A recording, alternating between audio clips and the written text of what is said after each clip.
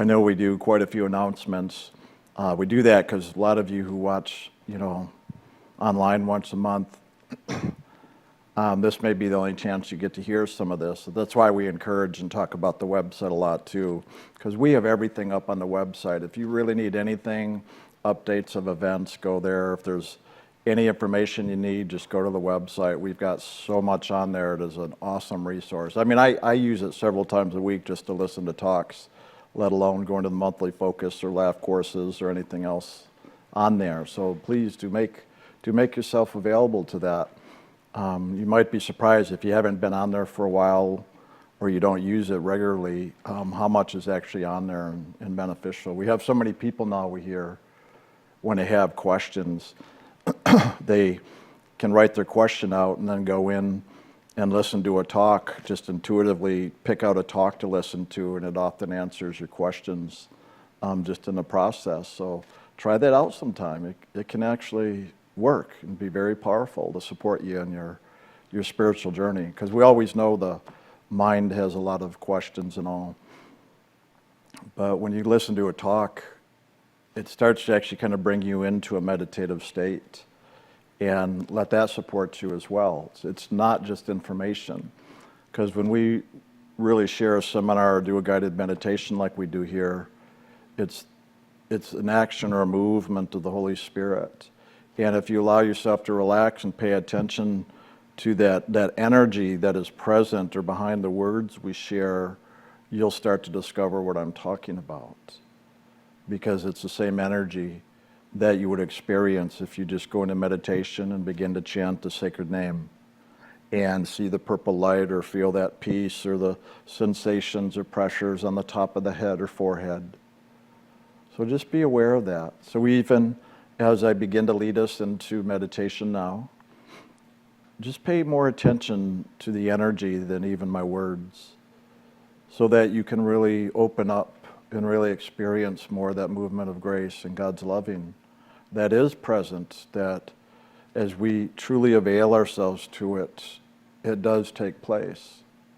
It's important to remember that God is always present, but we have to do our part to let it in, to experience that loving, that essence, that spirit that is God.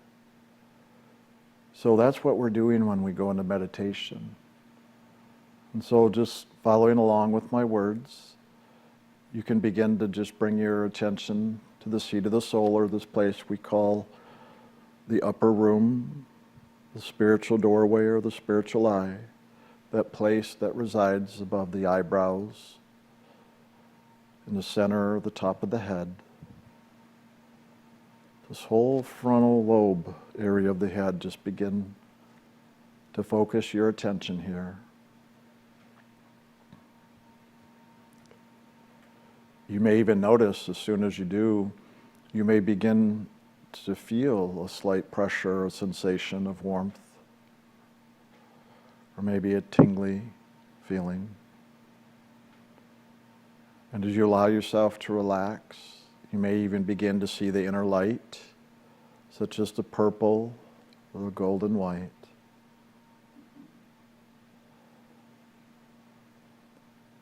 The more you relax, you may even begin to feel that peace. And as you open, just allow that peace to move down through your whole body. Remember, this is a doorway.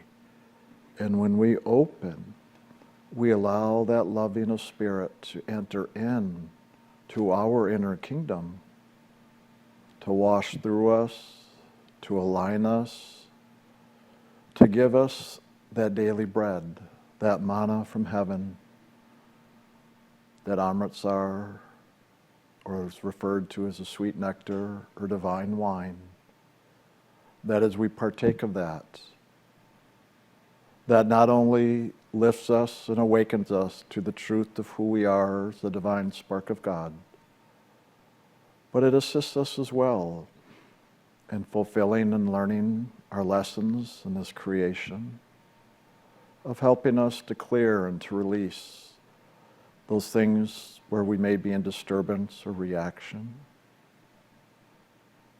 to assist us in forgiving and accepting all the situations in life, all the peoples, places, good or bad, even the good things we can get attached to. We just want to open and allow that loving and grace to pour into all those areas within us.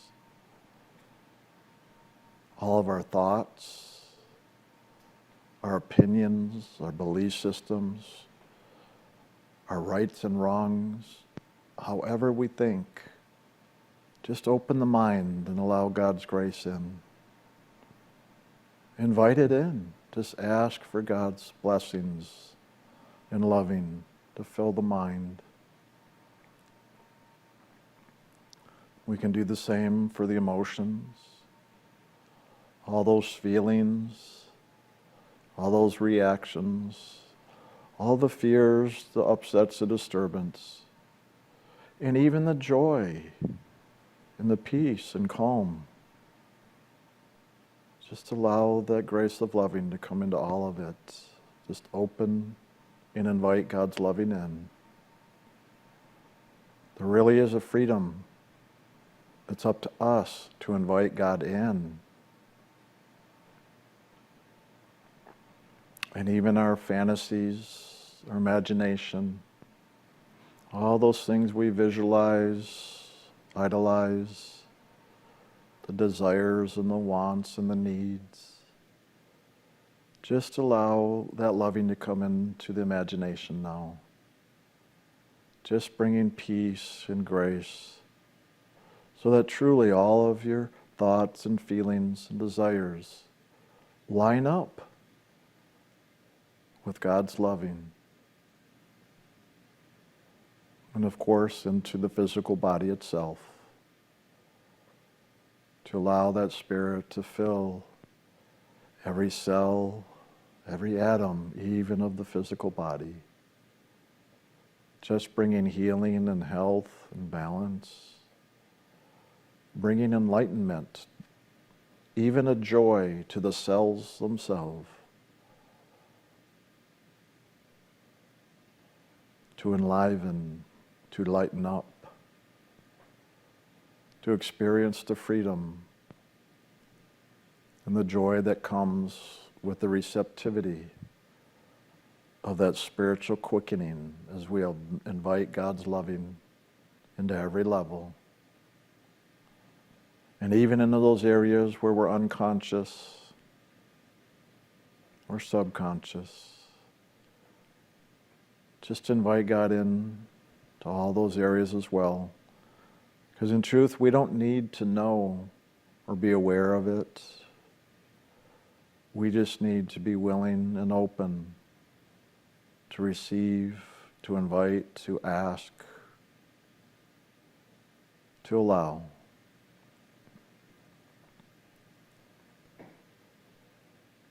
So as you allow yourself to be filled up on all levels with God's loving, just find yourself now seated in the soul itself,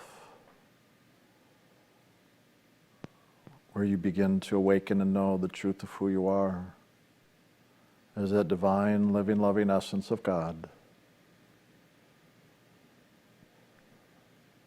And just looking upwards now into the inner sky, that spiritual sky that is within each and every one of us.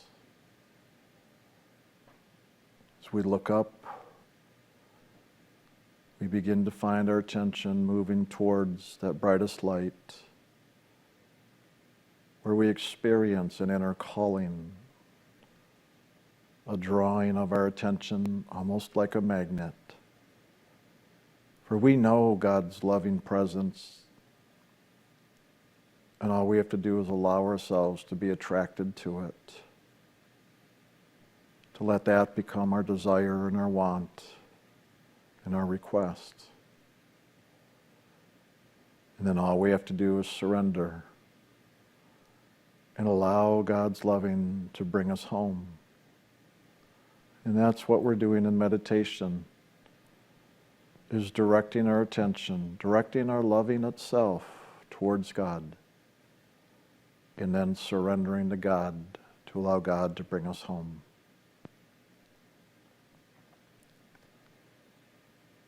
So as you look inwards and upwards towards that source, towards the Creator,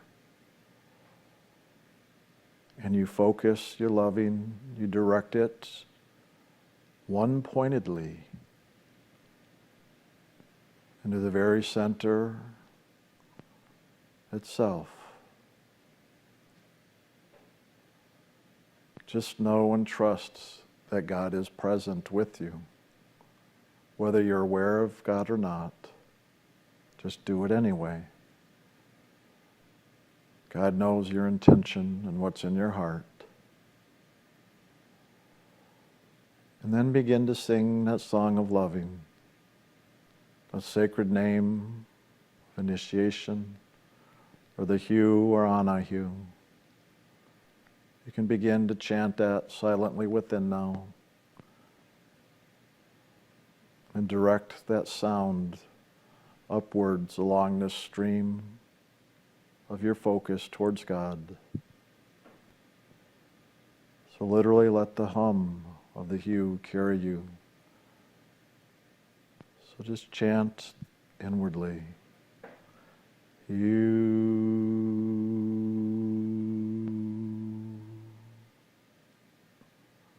or whichever name you choose.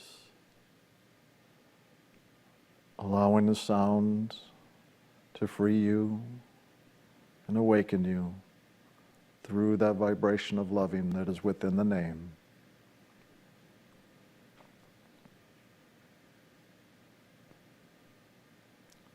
So just continue moving inwards and upwards along this pathway, this stream of light and sound.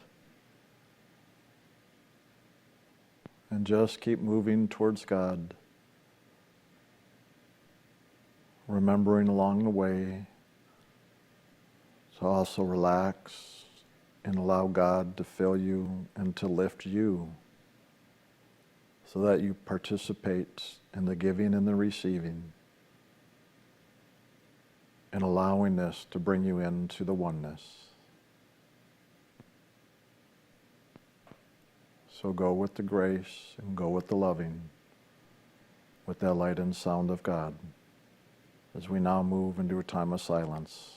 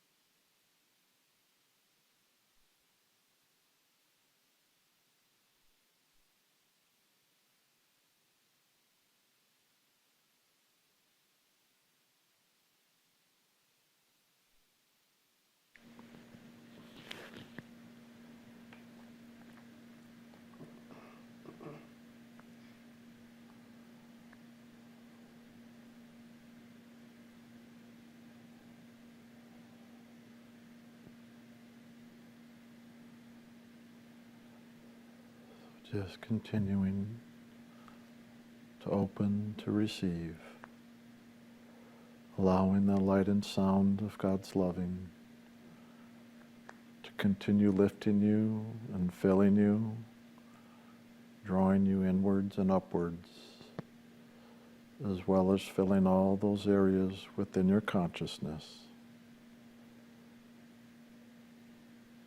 Just allow yourself to remain open and relaxed, allowing the free movement of that loving throughout every part of your beingness.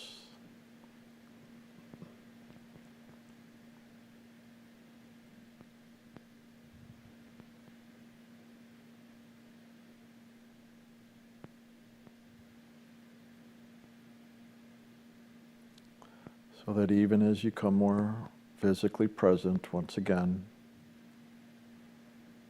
you allow all those doors to remain open within you. And even as we move towards looking and listening into this physical level again, just ever maintaining that inner focus at the seat of the soul.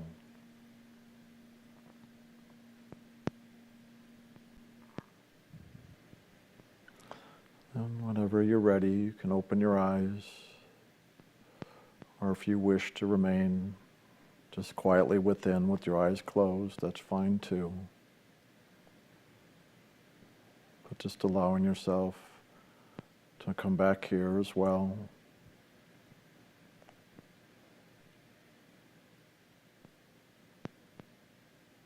And just continue opening and receiving.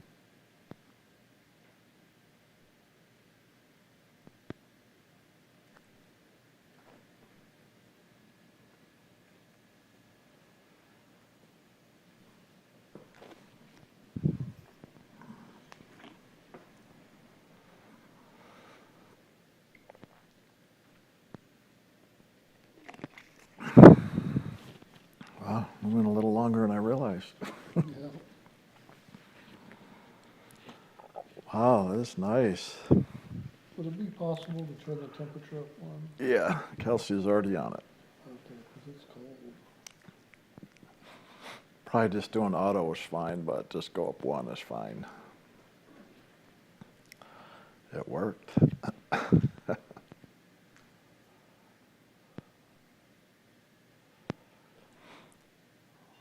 You want me to start? Yeah. Wow, nice meditation.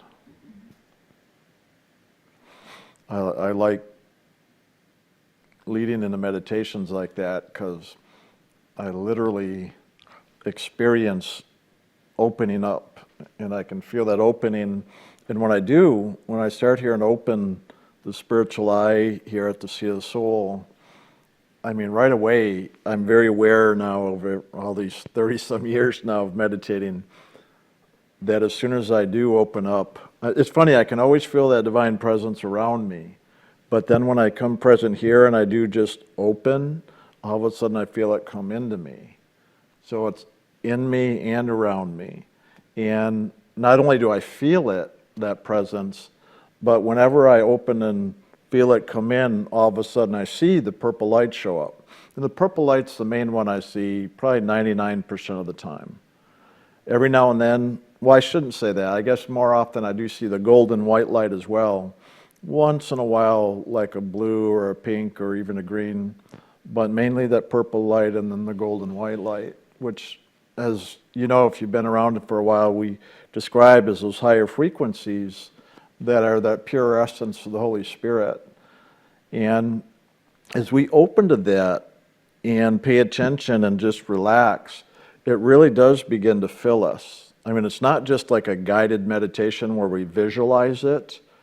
We can do that. Visualization helps to, in a sense, lay the groundwork. It begins to prepare us for the living reality of what that is. So when I literally go in now and I just open to it, it just starts to move in me and through me. And as it does, I can feel inside of me where there might be something closed down or blocking the flow. It's just, I can go inside and just kind of follow that movement as it begins to pour in and through me, because I literally feel it literally just moving through me, even physically like that, but obviously energetically. And wherever I'm aware that there may be something hindering that flow or that movement inside of me, those are the areas that I know are either shut down, or I've gone into reaction, or I have a judgment or a fear, or just even unconsciously something's happened that I have no idea what it is, but yet it's there. And it's good for us to pay attention and be aware of those things as we meditate, because those are the areas in which each of us have our own lessons or karmas or attachments or disturbances, all the words we use to describe. And those are the areas that we really need to work on opening up, to free up, so that that grace, that loving can truly move in and through all these different parts of ourselves, so that there really is a free flow, a free movement of that energy.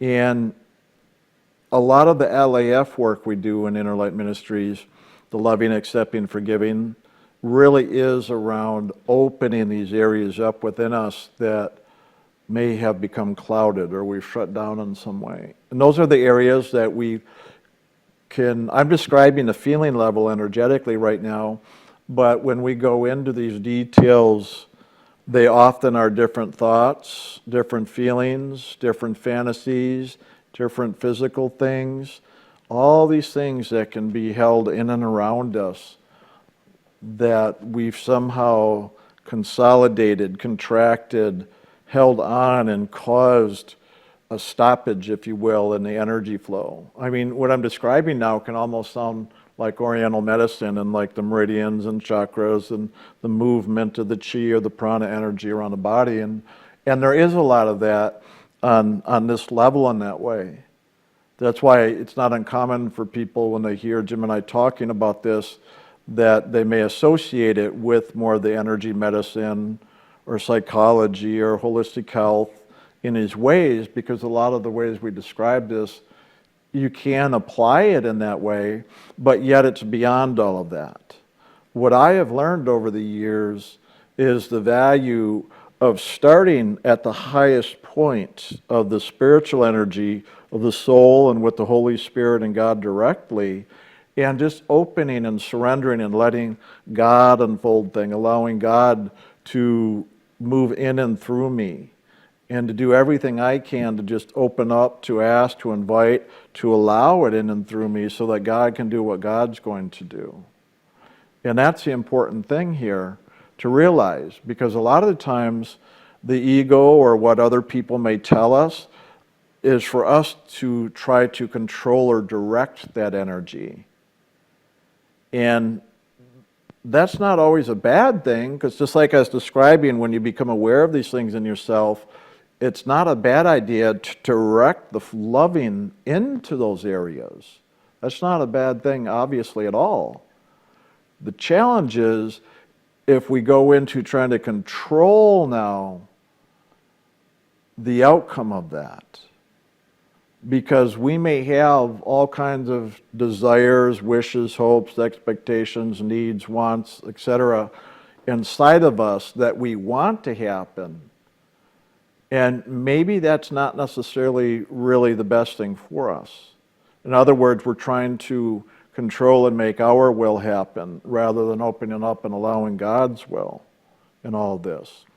And these are the finer nuances that we want to begin to pay attention to as we live this spiritual journey more and more. So begin to look at these areas in yourself. And most of you are probably aware of what I'm speaking of, and if you haven't been paying attention to that, start paying attention to that. Because where we can begin to open and allow that loving to go to, it makes it easier for us to participate and to flow with life itself on all these levels as we, the soul, are unfolding spiritually in our journey. So that's what a lot of this is learning how to participate with the movement of the Holy Spirit rather than our own will or ego in that. And that's where a lot of the learning takes place, obviously, here as well. And in so doing is where we're going to begin to discern or learn the difference. Because I know a lot of the time people have the questions, well, what's my ego? You know, what's my soul? What's the Holy Spirit? What's the movement of grace and loving? You know, I feel these different things and I have different thoughts and belief systems, and we all do. And granted, that's a lot of the challenge of doing this work, but in doing it, we're going to begin to really know and understand through our participation. There's no way around it. And so it's not something we want to avoid, or it's not something we need to have the answer for. Because ultimately the answer is our participation, our taking action, our doing in paying attention and learning and allowing our awareness to expand as these things unfold in us and around us. Because that's the awakening process. It's kind of like where people say it's not about the destination, it's about the journey. Well, the journey part is the learning part. The destination is really more the freedom or the arrival or the spiritual awakening that takes place as we move through these things. Because as we're able to allow that loving to come into all these other areas that may be shut down or blocked or clouded over, that loving is going to part the clouds, it's going to be able to free up and open up those blockages, even on the mental, emotional, physical levels, as we surrender and allow it, so that now those things can be released. And in that is where our learning takes place. That's where a lot of people ask God to take away my karmas, take away my problems, take away this and that, and give me this and give me that. That's where, when we're so caught in the ego in that process, we get in the way and don't allow. By partaking in that is where we get in the way and don't allow now that free movement of energy within us. So the idea here in the meditation that we teach and practice here in ILM is one of opening and surrendering. And it's just a very nuanced process where we need to learn how to really focus and open and share our loving with God and allow God's loving in, to receive God's loving, and how to receive, let alone how to share. So right now I'm talking about how do we receive God's loving. Because obviously we talk a lot about the sacred name and chanting and focusing at the seat of soul and loving God. So that's obviously the technique that begins the process that we direct ourselves into loving God to open ourselves. This is how we need to begin to open the doors within ourselves to even allow God's loving in. Because until we do that, we don't even know what God's loving is, that it even exists, that it's around us, let alone inside of us, what that looks like, feels like, sounds like. So that's what I'm talking about. So I know we talk a lot about this other, so today I'm talking more about now that allowing, that opening, that receiving, and how to work with that. So that as we do all this other, we can now begin to allow God to do in us what God can do and will do as we learn to allow God to do. So that's just as important in learning and knowing how to do this part of it so that we get the benefit of it, if you will, or the freedom that comes with it. And God's going to work with it as we allow it to help us not only mentally, emotionally, and physically realign to bring balance and healing, but also in such a way that it is for our greater benefit and good, not only internally, but even externally as we participate in life. Because as we allow that in that movement of loving and grace within us and through us, then that allows the freedom and opportunity for God to create the situations, circumstances, and even events and people in our lives for us to move into and to come to us, to assist us in moving through a lot of those lessons that are within us in our inner kingdom. See, everything is within us. Everything. Out here in this world, though, it's an outer reflection. So that if we pay attention and live inwardly, but yet when we're doing the day outwardly, that we can begin to connect it all and integrate it so that even as we maneuver through this physical world, that we do it in a way that is in a movement, an alignment, and a flow with what we experience inside of ourselves. So then that which we do out here will begin to rearrange or sort itself out to more align with that inner flow that we are living within us. And that's often where we will experience or have a greater knowing that, oh my God, there is a God. I'm living in the alignment with God. You know, it's one of those things where God, show me a sign. Show me a sign. That's where we see the signs. That's where we go, oh my God, the synchronicity, the coincidences in life. Like, wow, that can't be, there's no such thing as coincidences, right? Like, how could this be so perfect the way it's playing out? Or how not only the situations and events and circumstances, but even the people and the experience I'm having with people and the things they're sharing and saying and feeling that loving connection and openness. Well, those are the things that come about literally in the outer reflection as we really live that inside of ourselves. And so the real key here is to really learn, discover, and practice how to really live that internally. Because the more we can live it internally, the more we'll not only awaken spiritually, but every part of us and everything in life will come into greater alignment with that flow. And of course, life becomes easier. And even the challenges that come along become easier to handle.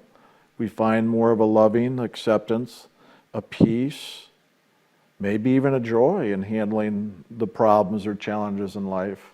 Because we know when we have God's love and grace inside of us, moving us through these things, that is really God handling these things through us and literally for us as we allow and participate in that. So in other words, God doesn't take things away. God brings us present with things so that now the loving can come into and we can really experience in fulfillment of whatever that is that we are to experience through this action of spirit. That way we're not asking for God to take things away, but rather inviting God into everything with us, to participate with us and for us to participate with God. Another way of saying this, look for God in all things, for God is in everything. God literally is in everything. Everything. The air itself, God is in the air. Not only within us as humans, but that essence of God is in not only in every material thing you can see, but the air itself and everything you can't see. Literally the essence of God is in everything. God created everything. Let that sink in. If God created everything, I shouldn't even say if, God created everything, well, that means then we are in God and experiencing God all the time. We are never separate from God. We are never not in God. There's no falling into God's grace or falling out of God's grace.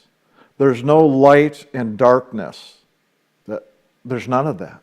There's no good and evil. We can call it that because it appears a certain way. But the truth is, God is in everything. So even all those things we call the evil or the darkness or the falling out of favor or graces of God, God is in all of that too, God created everything. And it is through God that everything was created and everything is fulfilled and experienced. And we as soul are literally those ones that are going out, that essence of God going out and fulfilling God in everything, experiencing God in everything, creating that which is God in everything. But it's all God. Right? Yeah, that's what this does. It's beyond the mind. The mind can't comprehend it. I remember when I was a little kid, I don't know, maybe 4 or 5 years old, and asking my parents, what is infinity? I remembered that. What is infinity? Especially my dad, because he was a mathematician. And, he's a computer programmer and college level math at one point. So I was just like, his answer was infinity. Oh, no, that's what it is. I'm sorry. I asked, what is God? And I remember him saying, it's like infinity. So it's like, oh, math. Like it's never ending. The numbers keep growing. It's never ending. It's infinity. And it's just like, somehow as a kid that made sense. Because I learned, because he taught me, infinity meaning there's like no end. And I remember going to bed one night and just dwelling on that. God is infinity. Like thinking about that. God is infinity. What the heck is infinity? How can we even imagine infinity? Because there's no end to it. Infinity. That still blows my mind to this day. It's funny, I remember that. Infinity. A lot of people are into different symbols. You have the infinity sign, which is, like the numeral 8 turned on its side.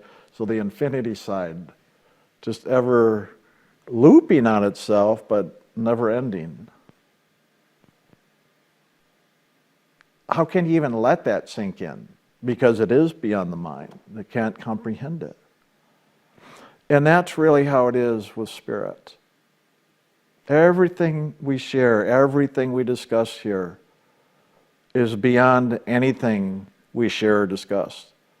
Because in truth, the mind cannot comprehend it. And that's uncomfortable. That is where the fear of the unknown and where the ego through the mind will go into reaction and try to clamp down to control for survival. Because it is beyond its understanding, beyond its comprehension. And that itself is often the biggest challenge of not only doing meditation, because what is meditation about? But really opening up beyond the mind itself and going into and experiencing the truth that is spirit, that is God, that is this allness that is in everything. But you see, until we can really surrender, let it be okay. Just allow and open, not having to understand, not having to try to figure out, not having to try to comprehend any of it, but rather just opening to it and allowing, just learning the technique. That's why in meditation it's called just learn the technique and do it. Regardless of what you think about it, regardless if you think it's going to work or not, regardless of anything, just do it. It's just an action step that if you do it, especially if you do it over and over, day after day, you're going to have some type of results, experience. How do you think I'm able to talk about all these things? From years of doing this literally every day, day in, day out for 30-something years now. You're going to have experiences, just like in life. Every day you wake up and do life, you have experiences. No difference here, other than that this is beyond anything the mind's emotions, imagination, or body can comprehend. So we literally, after we learn the technique of how to open to that, then need to truly open and surrender now and allow that movement of what we call spirit to now not only move in us and around us like I was describing, but now to awaken us. Because yes, there's that pouring in and receptivity now of where we allow God's loving and grace into us to realign, to heal, to lift, to do all these things I was saying earlier. And our little bit of directing the loving into those areas where we feel stuck or blockages. That's all we have to do is like, oh, there's an area where I don't feel the loving moving in. So we just relax and invite and allow the loving to go into these areas. That's all we do. It's just literally a simple awareness and saying, okay, loving, come on here.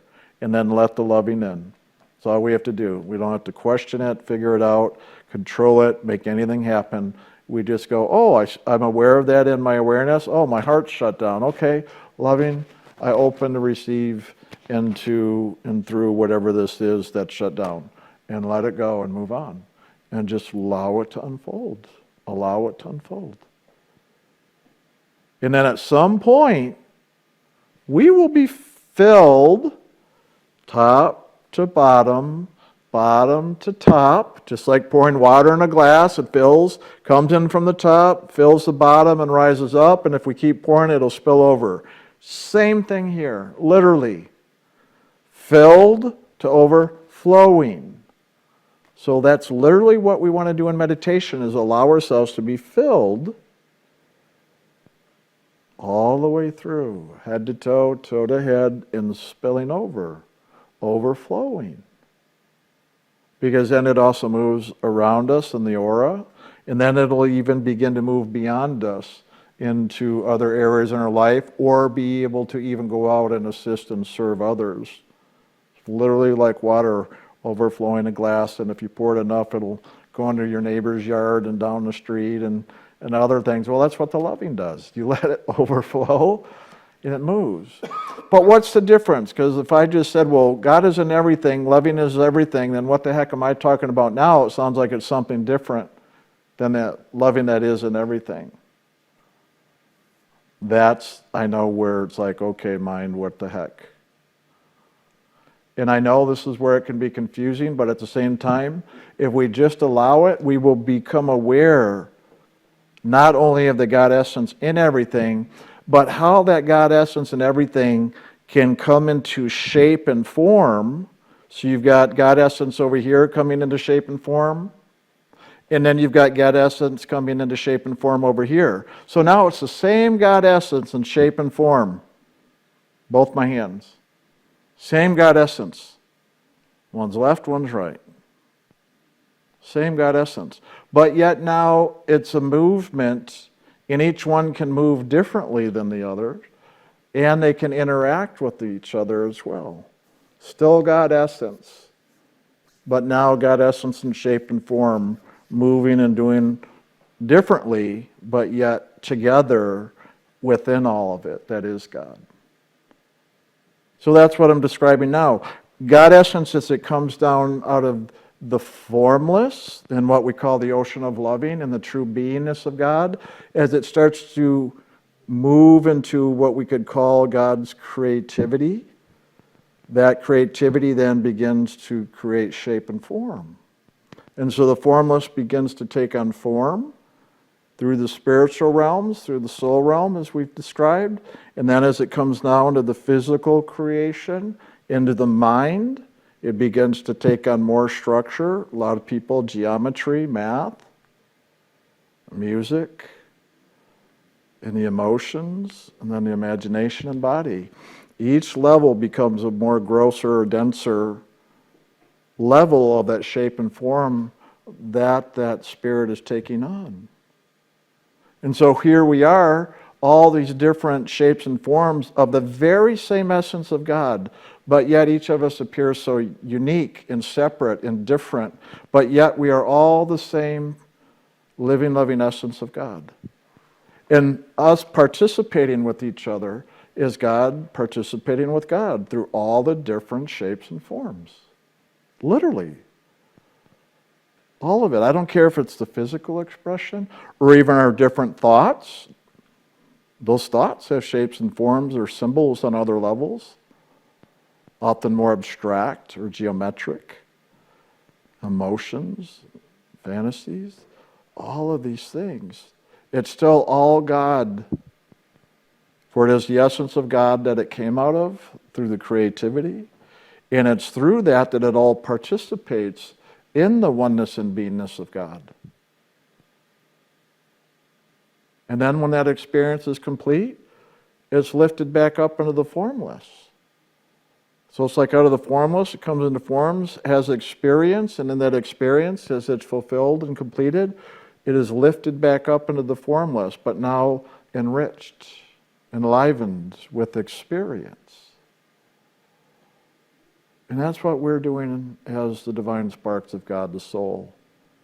We are coming into this creation of shape and form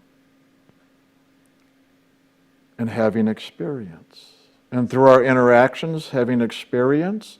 And once we have fulfilled those experiences, we begin to rise back up towards the formless. And so that action now that I described, of that overflow, that energy going out, then begins to come back.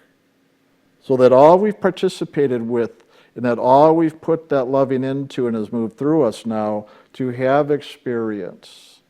That essence of God that we are and through us moves into the essence of God that is in all creation and others. And through that interaction and experience, there's a learning. And then at some point it completes itself. Just like the infinity sign. Well, it's infinity, but doesn't it keep looping on itself? It goes out, comes back, goes out, comes back. But yet there's a center point. That center point is where we need to come to eventually, as we go out into creation and we come back.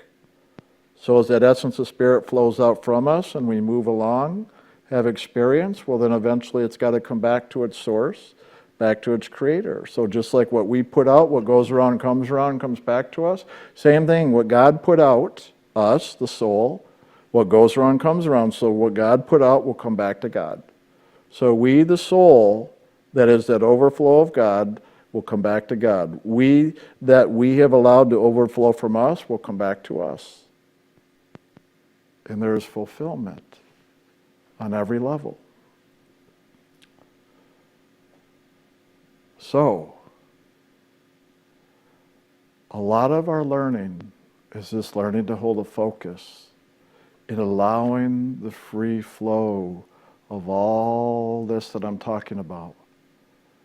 The only time there's challenges or issues is when we, in our personality ego, through the mind, emotions, imagination, and body, begin to twist it, try to control it, try to do something with it that blocks that free flow. That blockage is what we could call our karmic lessons. So as we begin to open to this flow and allow that loving now even into all those blockages, well, through that, it'll begin to open up. And as it opens up, well, that's where we begin to learn the lessons. You guys heard of revelation? The light of revelation? Well, the light of revelation is that living, loving essence of God, that light of the Holy Spirit, if you will, that as we open up and allow it and invite it in, it will reveal now those things within us that have been locked or covered, so they can now be opened and revealed. And it is that revelation then, in that awareness, the Eureka, that is a fulfillment, a completion. That inner knowing when we have those moments. Those are the moments where we have opened and allowed that grace to now reveal.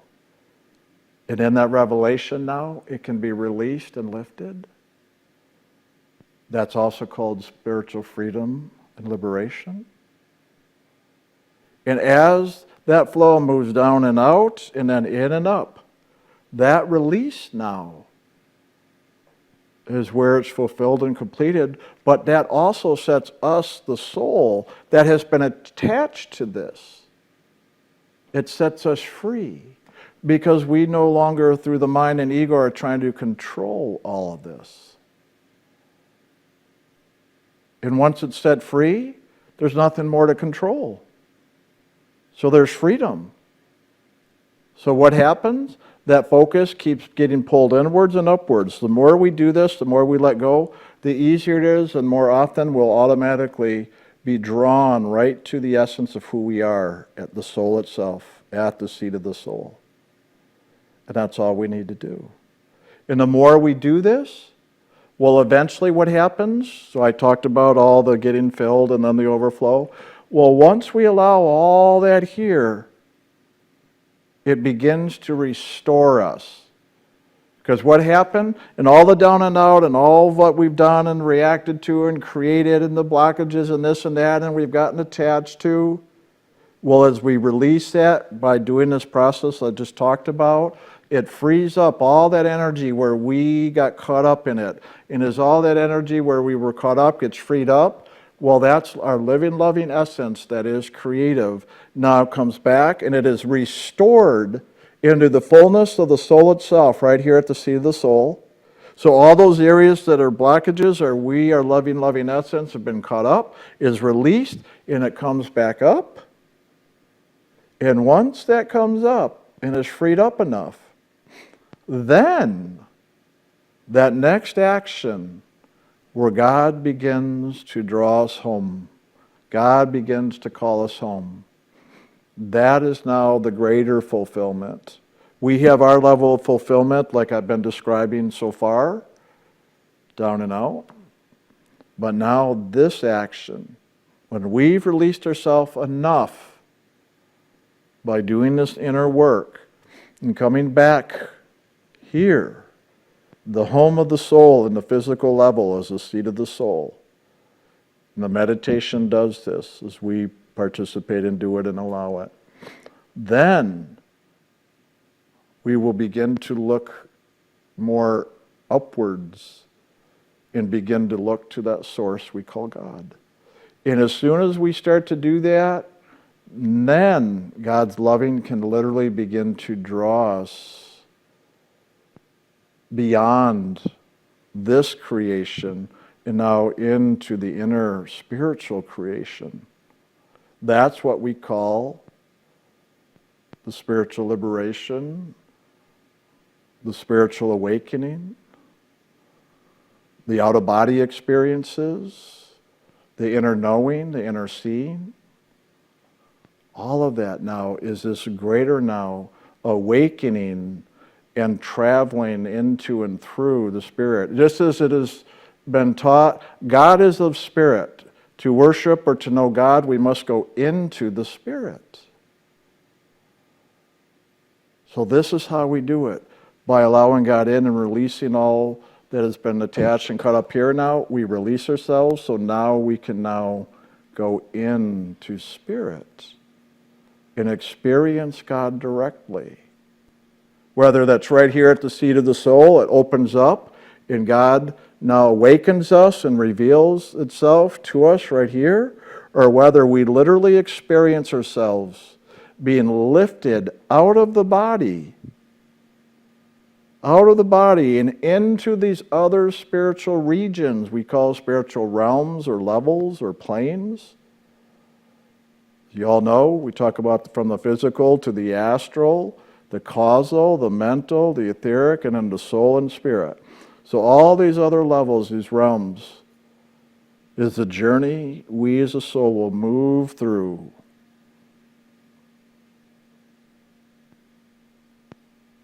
But for that to happen is where we will have to have released enough and fulfilled enough of our experience in this creation before we will even begin to have an interest or desire to really know God or to do this type of meditation we do here in ILM, because it's not taught in many places.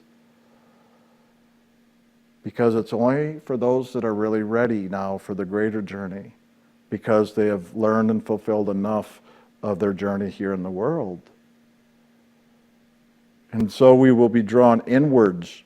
We will have a sincere desire wanting to know God and a greater willingness to not only learn but to surrender and say, Lord, thy will be done. And so in that surrendering, in allowing then, when enough has been freed up, God can begin to draw us inwards and upwards, to draw us out of body, to draw us awake beyond the physical in all of our creations and experiences here. But now we can truly move more into the spiritual experience, truly spiritual. Not just the movement of spirit in the physical, but truly the movement of spirit in the spiritual. So that is really the greater journey that has always been talked about by every major religion, all the spiritual sages, teachers, masters throughout time. And that is the journey we're doing here today, here and now. So this pathway, this way of the sacred name, the living word, the Holy Spirit, the living, loving essence of the Lord, the sound current, the path of sound and light, this way is now the greater journey that begins here in the soul's awakening through the other realms. Very, very, I can't even describe with adjectives how amazing and magnificent it is. But literally the journey itself is so incredible that eventually, though, that takes us back into the very heart of God. Everybody talks about the oneness, the beingness, but to truly experience that is what this is really about. But to understand and know what we need to do for that to happen, the process, the experiences, the way, the techniques, the learning, and a whole lot more. A lot of people talk about it, but it's a whole nother thing to do it, let alone a whole nother thing to experience. Because all we can do of ourselves is practice the techniques with the tools we're given. But then the rest is really up to God to bring us into the fullness of that experience, of that awakening, of the liberation, and the fulfillment of all we've come here to do. So that greater journey, that you'll hear us use a lot of phrases from the Bible and other scriptures from other religions, because certain phrases really describe the truth of this pathway. And so those will always be consistent and the same, no matter who says them throughout time, because the truth is a truth that is of God. And so all we have to do is pay attention, look for those truths. Let those be our guide. Let those be the signposts. Not just, God, show me a sign physically, because that's what most of us think about when we say, God, show me a sign. We look for something in the world. Well, just like I just described, we will have those as well, because that's an important part to, in a sense, demonstrate to our consciousness here that there really is a God, that there is something beyond ourselves, there is something orchestrating all of this in life itself. Like, how does this all work? Let alone how was it all created, and where's it ever going to go, and what's going to become of it all? But how was it even all orchestrated, and how does it all just function and flow anyway? That one might be more baffling to the mind than trying to contemplate what infinity is. That greater journey, though, is all we really need to concern ourselves with, and what we really hold a focus on and concern ourselves with here in ILM. If we can focus on that and make it simple and just focus on that journey and that meditation in that journey and how to live the LAF, that's the simplicity of this pathway and how it'll all just come to be, come to pass, come to be fulfilled. It's really not complicated, even though I talked about a lot of different things, and believe me, we can talk about a lot more than we do over the years. These are just the things that come about as we literally walk upon the spiritual pathway. What is that? Having that ultimate intention and goal and focus. That as we do the meditation, that we open and allow God to bring us home is the real. People always ask, well, is there something more I can do? I get that question regularly. Is there something more I can do than what you guys are saying? What's the real secret? Okay, I'm going to tell you guys, we've been holding back all these years, but I think we're finally at the place we can tell people, you think it's time? You ready? Should we tell them? All right, here's the secret. The secret is you've got to now surrender and allow God to bring you home. I shouldn't laugh at the end of that. That's a secret. I don't think I've ever said that before, have I? I don't think so. Have you said that ever before? I don't think so.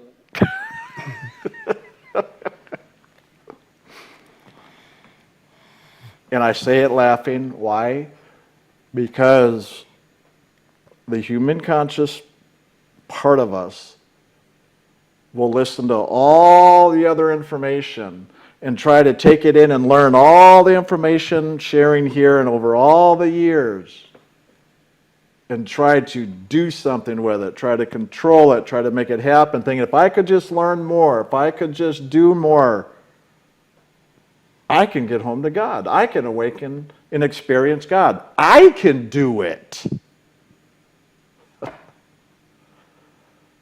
Now you know why I call the secret, even though we talk about it every single class, or at least I do, literally every single time I share. Because that is the one part most of us don't do or are too scared to do, don't really understand how to do it, or whatever the reason may be. But the real secret is when you can truly surrender and allow God to bring you home. All the other work we do prepares us and brings us to the place so that we can surrender.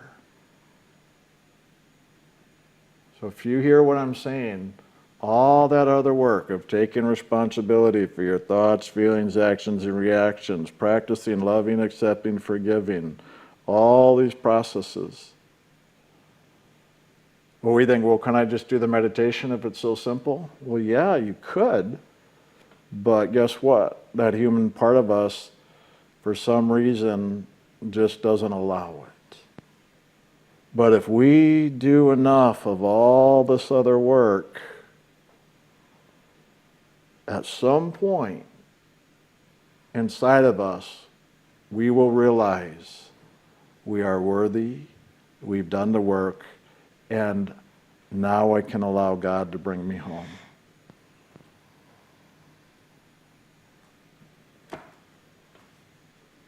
Okay.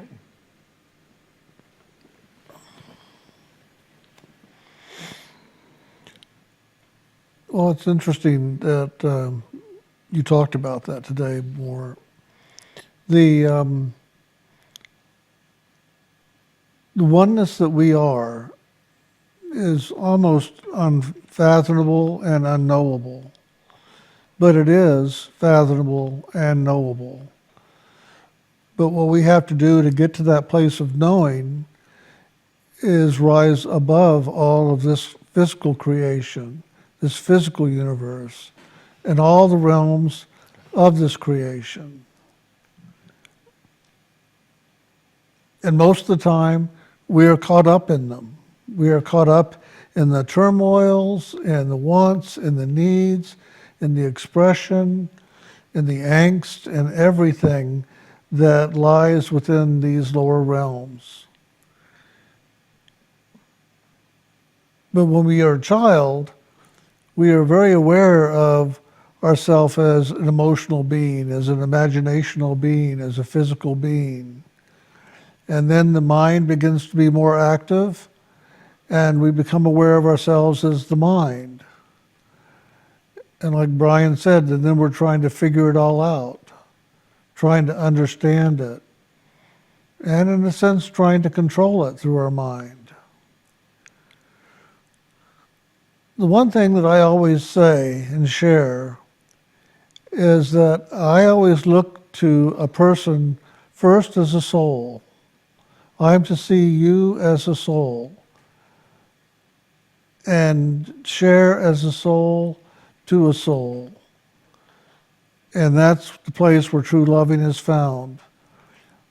But between soul and soul, you are above this physical creation, totally. And in order to see a different person as a soul, you have to first be in touch with your own. You have to know yourself as that soul that you are. So what is soul? What is soul? Soul is God. It's a divine spark of God that has come down into these creations to have experience here. And that's who you are. You are that divine spark of God. You are God in this creation having experience. And so a key to all of that is we want to go into ourselves and rise above all the realms that lie within us, all the different compartments of our beingness in the physical, and truly wake up and know the truth of who we are, that we are a divine spark of God. We are of God. We are God. And once we come into the knowing of that, then we can be aware of the God in all things. And that's a very, very different place to be in, to be able to be aware of God in all things. In order for us to do that, we do have to let go of this creation. We have to let go of our wants and our needs and our demands and our expectations and everything having to do with all these parts of the self in the world. And the only place I've ever found that I can do that is in meditation. In meditation, I can be lifted up, I can rise up, I can move into that place where the divine oneness is. But in order to do that, I have to let go of my demands, my wants, my needs, my everything that has to do with this physical creation.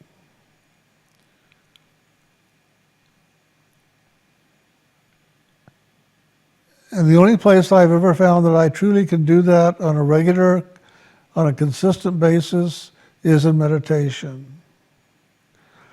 Meditation is the key to this pathway, and meditation is the key to your liberation.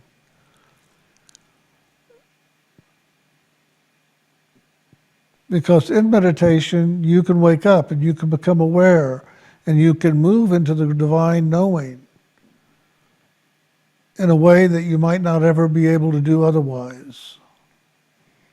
And I'm going to say might not be able to do otherwise because I don't know. There may be other ways to do it that I have not experienced. My experience is going into meditation and going into the divine within me and waking up into the divine within me and then knowing the divine in all.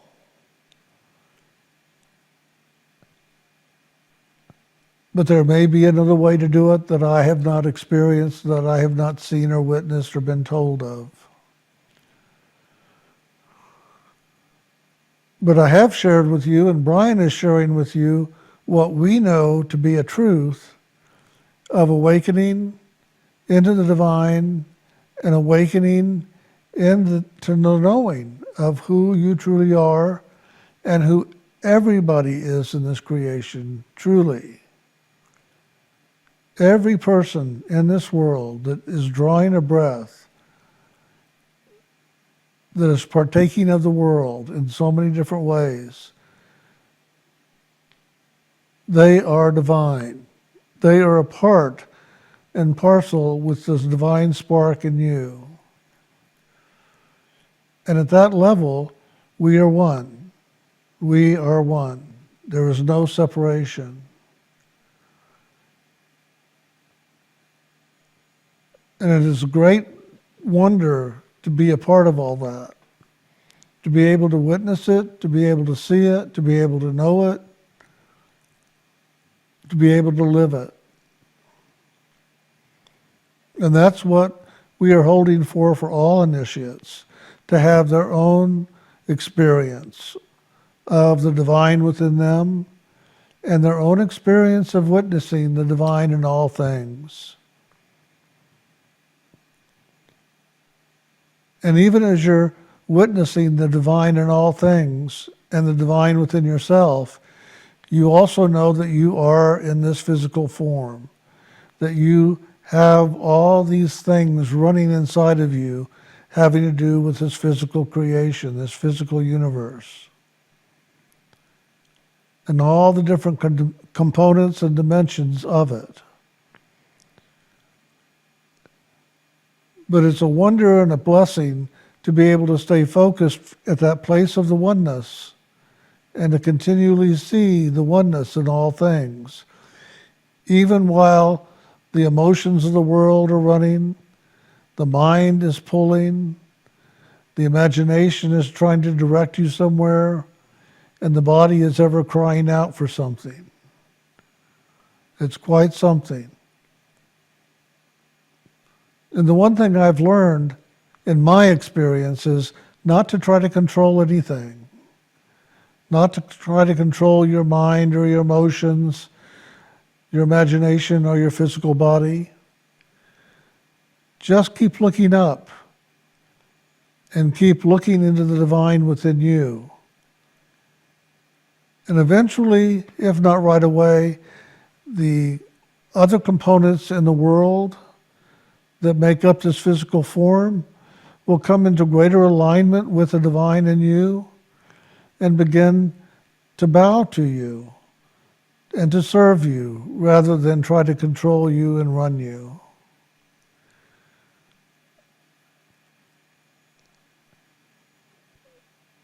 The big thing I see in people is rebellion.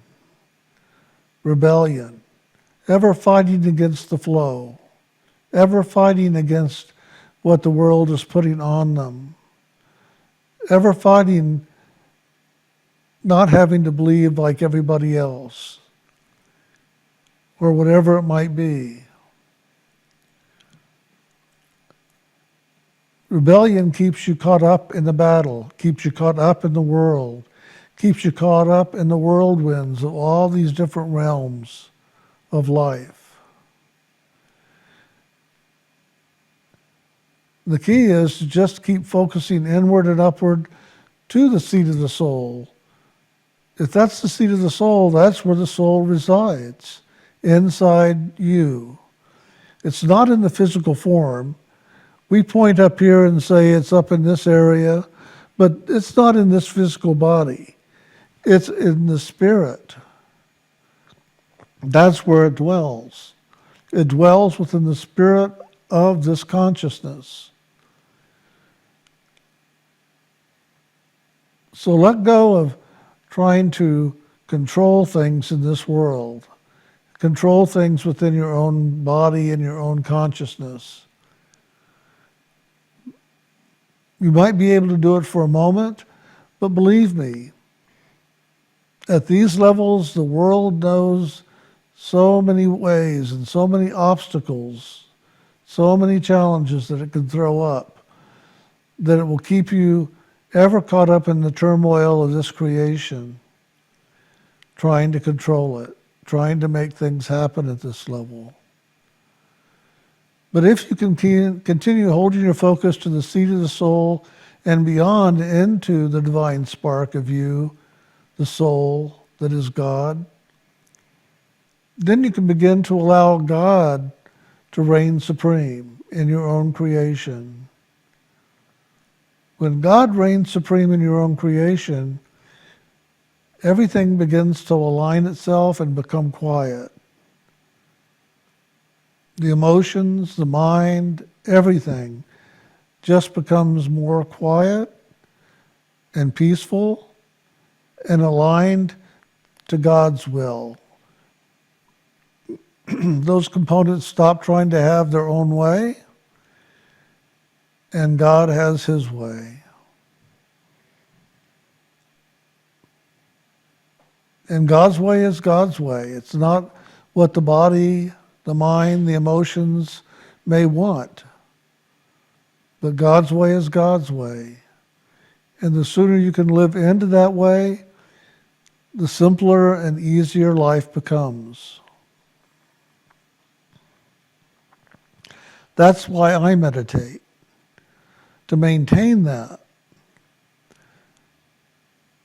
When I first started my prayers at 5 years old, that was a form of meditation. I didn't know what I was looking for. I didn't know why I was doing it.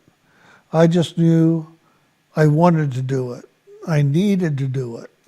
There was something in this action that I had to do it in order to get where I wanted to go. And where I wanted to go at 5 years old was to get out of this creation and to go back to God from which I came. I was mad at God for putting me in this world. I was mad at God for putting me in this physical form and making me live and dwell in the limitations that this world offers you. It's full of limitations.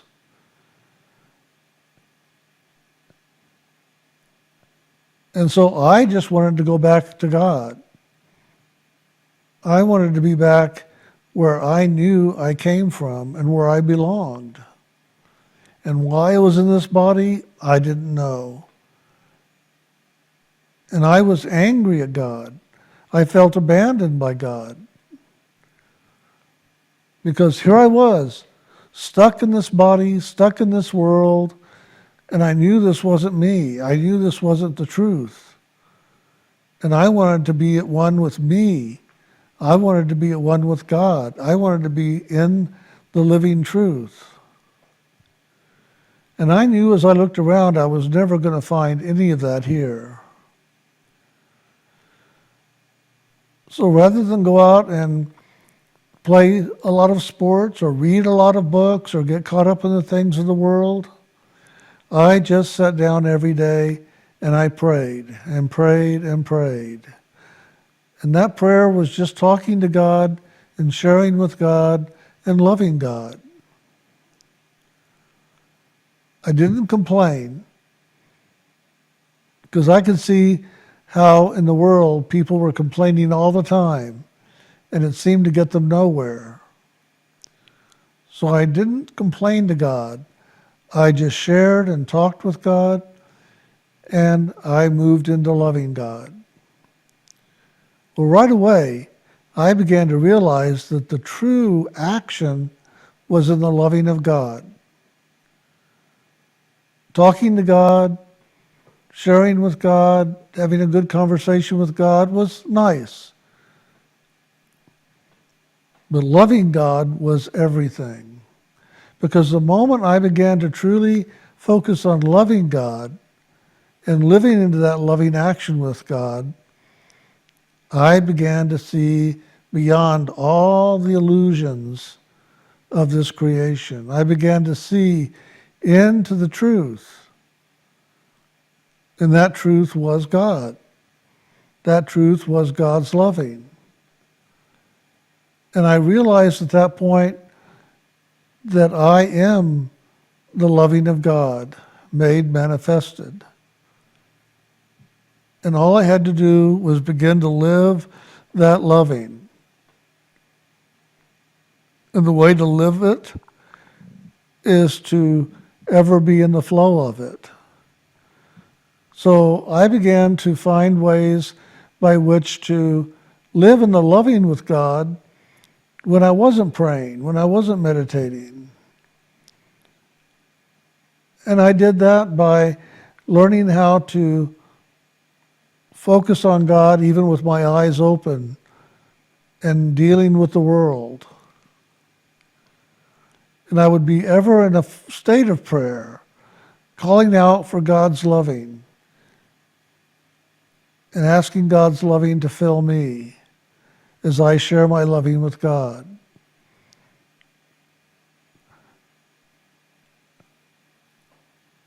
And I just talked with God and prayed with God and focused my loving with God all the time as best I could. And there were a lot of times where I was really caught up in my state of prayer and not really caught up in the world so much.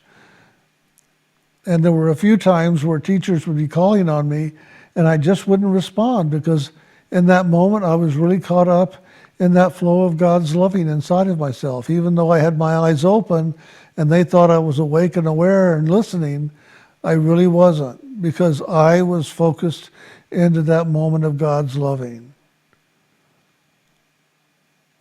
And there were a few times I got talked to quite sternly because I wasn't listening, I wasn't paying attention. And then there was a conversation with my mother one time with my elementary teacher. And she was concerned that there was something wrong with me and I needed to go and be tested by a physician or someone who could evaluate me and see if there was something off with me. And I remember sitting there and going through this test, wondering, how did I get here? What did I do? What is this about?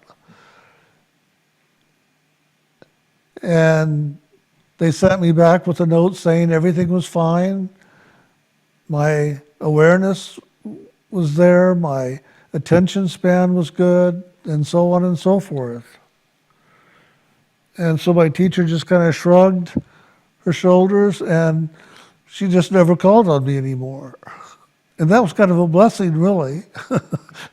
But it was also something that made me pay attention to my outer environment as well as my inner. I was so focused on the inner. I was so focused on waking up into God. I was so focused in just keeping God in my daily life and keeping that loving flowing that I didn't allow a lot of the other stuff to get in the way. But I also learned I needed to learn how to incorporate both the outer and the inner. I could not ignore the outer anymore because the outer is where my body lived and where my body was taking actions. And so I needed to be able to live in both realms, both worlds, the inner and the outer. Now, at 6, 7, 8 years old in elementary school, that's a lot to comprehend and think about, but I knew what I was doing. I knew what I was doing because I was already experiencing God on a daily basis. I was living in God most of the time with awareness that I was living in God and God was living in me. But living in the world was a whole other thing. How was I going to incorporate this in the world and be able to focus in the world and move around in the world and participate in the world and all the time keeping focused here at the seat of the soul where I knew God dwelled within me? And it was so simple. It was so simple how I did that. And yet, for a while, it was really complicated trying to figure that out because I was trying to figure out how do I stay focused in the mind, but also stay focused on God and stay focused on physical activities that were taking place that I needed to participate in or whatever. And then one day, I got it. I figured it out. All I need to do is focus on the divine in them, see that divine spark in them, and allow myself to live in oneness with their divine spark. And as I did that, I was participating with them. I was participating with the elements of the world that they were participating in.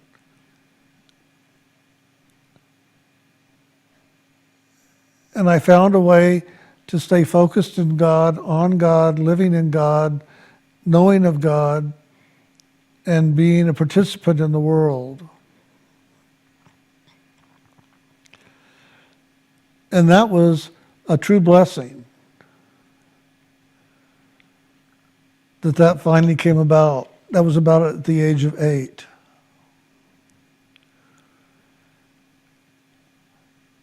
And so from then on, that's where I have lived. I have lived in the divine spark that I am, looking at the divine spark in everyone around me. And in a sense, it is God, knowing God, sharing with God, speaking with God, doing with God on that God level. But it also looks like I'm participating in the world.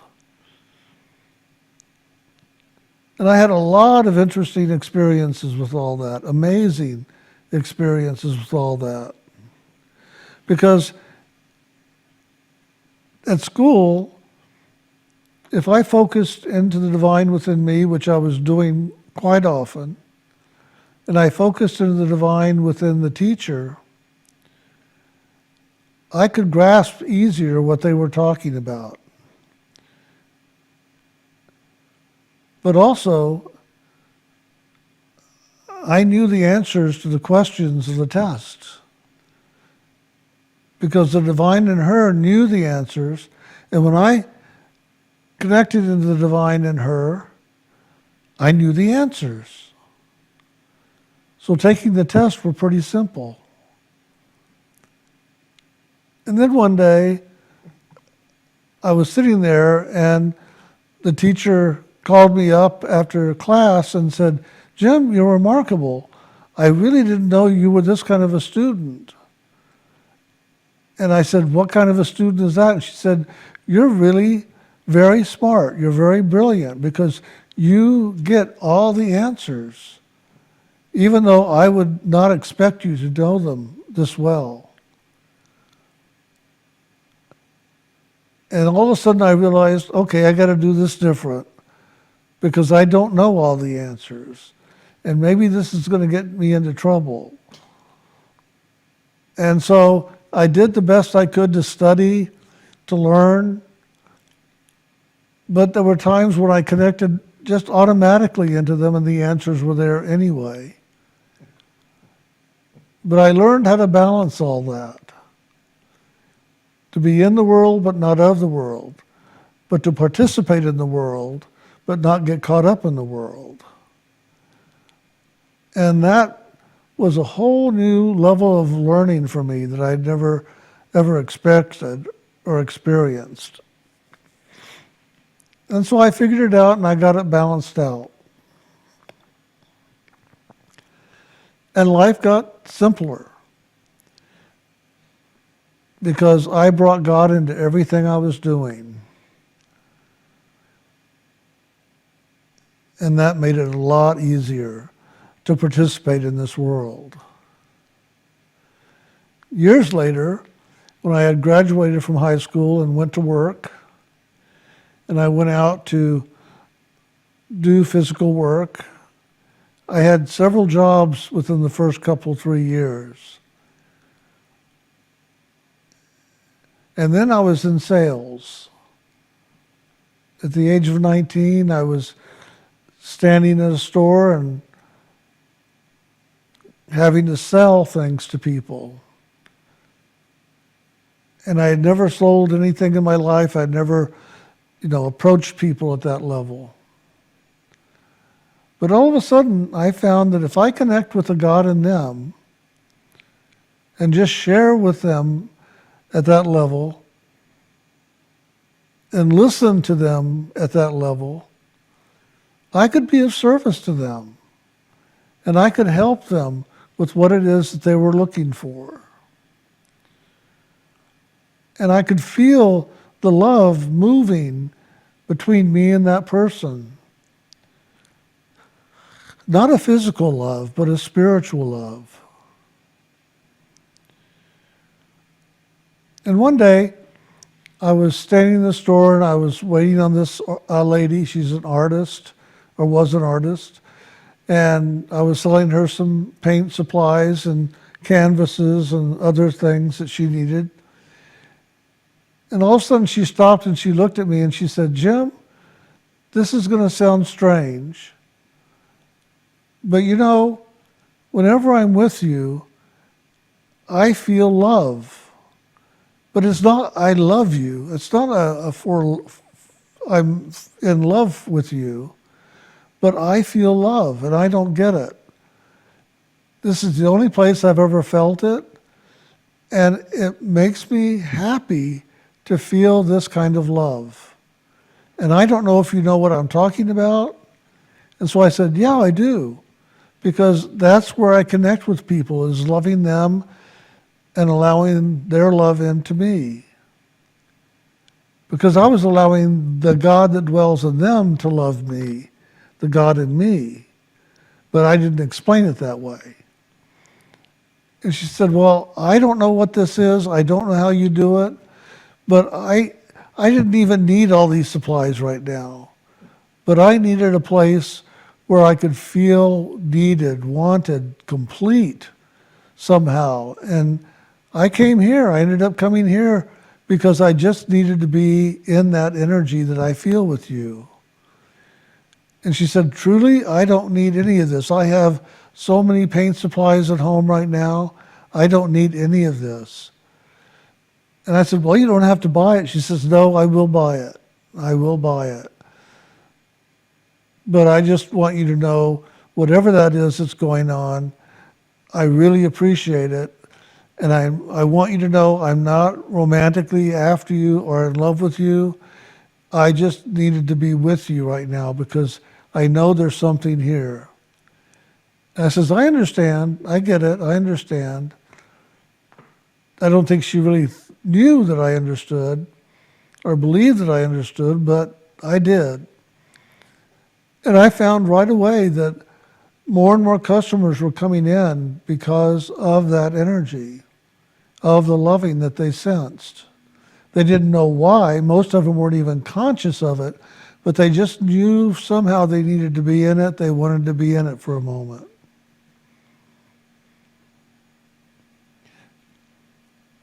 So, and I could go on and tell you all kinds of stories about all of that. I had some amazing stories, I had some very funny stories, and I had very moving and touching stories. But what's most important is that you begin to realize that this is about loving, a loving of God, and God loving you. That's why we always start out sharing our meditations with loving God and God loving you. Because that's where it all begins. And that's where this journey begins. And that's where the experiences on this journey begin. And ultimately, that is the journey. That journey of loving. God loving you and you loving God, and God loving you and you loving God. And just moving in that circle of the eternal moment, the eternal loving. So when I look at you as a person, I see God in you. I don't see the personality in you. I see the God in you, and I speak to the God in you as the God in you speaks to me. And that's how we are in oneness. And even though we're not in person physically right now, and I'm looking into a camera, not into your eyes, God reveals God to me through each of you, and I can see the Eternal One. And I can see that because I see it in me. And I sense it because I sense it in me. And so even though I'm looking into a camera and not into your eyes, not at you physically, I still see the Eternal One. The one that I am, which is God, and the one that you are, which is God. So I feel God coming back to me through each of you, just as I hope you feel God coming to you as we connect in this way. Now, there are some people that don't really meditate that much, or don't have a lot of experience in meditation to say, well, how in the world am I going to get that experience? The key is, for some people, the mind gets in the way, or insecurities get in the way, or not believing in ourselves get in the way. But if we spend time in meditation every day, just some time, and just spend the time loving God and opening to receive God's loving, it will happen. You may not feel it, you may not see it, you may not know it, but it will be happening. And in some way it will reveal itself to you, because there will be a quiet moment, a quiet time, a peaceful respite in your day that will come forward out of that oneness. And there will be a part of you that will be drawn to sit down and do the meditation, even though you don't know why you're doing it, because nothing seems to happen. Why waste the time? Well, you're not wasting time if you're doing it. You're taking the advantage that you have, which is using those sacred names and focusing on God and sharing your loving with God and opening to receive God.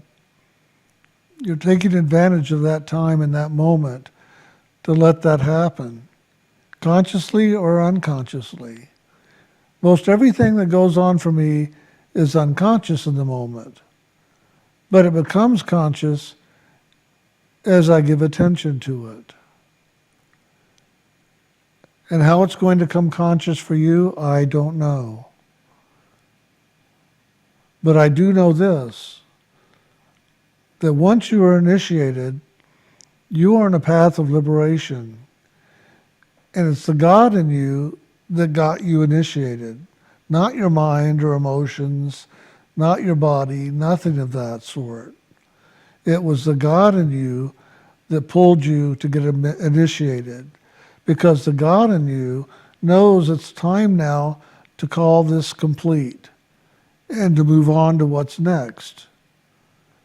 And what's next is to wake up once again out of this world of separation and into the experience of oneness with God. And from there, continue on when you leave this body. And that's what's destined for you. That is what's destined for you. As an initiate, that is your destiny. Your destiny isn't in this world anymore. Your destiny isn't in that person. That destiny is not in your children. That destiny is not in your career. Your destiny is not in this world. Your destiny is God. And it's your soul that drew you into this. And it's because your soul is ready to call this done and move on. And that's what will happen. Both Brian and I have witnessed many, many initiates who have died over the last several years since we started this 20 years ago. and they have been liberated. Not because of Brian or myself or because of them in the physical world, but because the God that dwelled in them wants to go home and got the sacred name so that that name would draw them home. That's what this pathway is all about. And that pathway is all inside of you.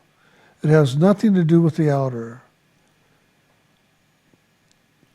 And yes, many of us as initiates found that it gets to be a lonelier life in a way because we're not participating with the world so much. We're not participating with other people so much because the draw isn't there, the desire isn't there, the need isn't there, the want isn't there. But what is there then?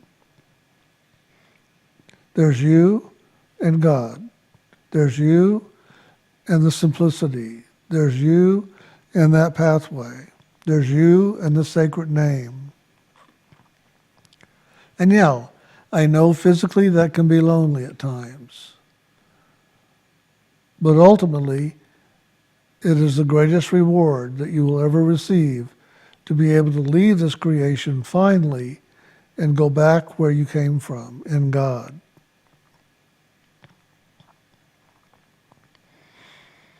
So complain as you want, gripe as you want, fight as you want to get your way in the world, but realize your soul is going a different direction and isn't going to participate with all that so much anymore, and isn't going to even draw to you those things in the world for your experience because you've done it already. You don't need to do it again.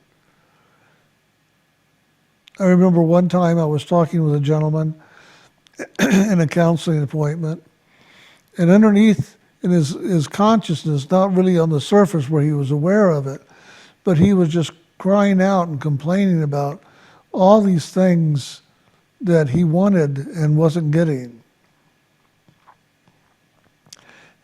And the God in him that I was working with to counsel him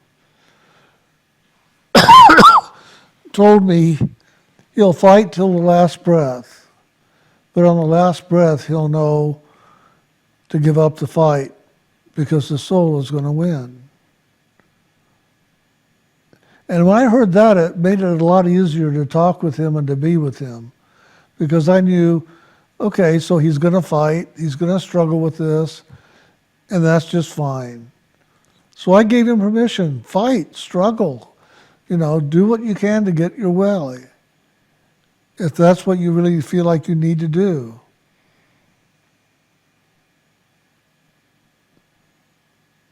Now, he hasn't died, so he hasn't gone on to find out the ultimate truth.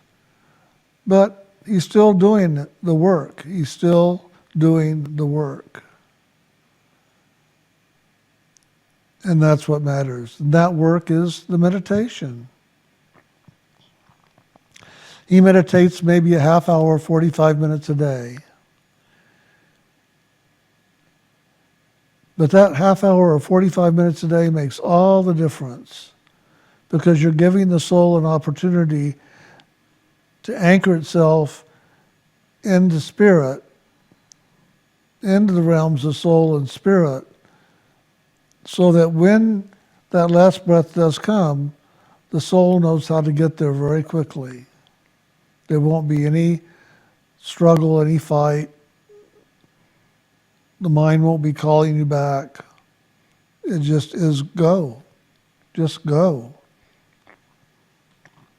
And kind of like they say in the Irish prayer, may you be out of this creation before the devil knows you've left. It's kind of that quick. It is really, really that quick. The Lord of this creation doesn't even know where you went or that you've left. But you're now home with God once again. So anyway, that's my little bit of a sharing today.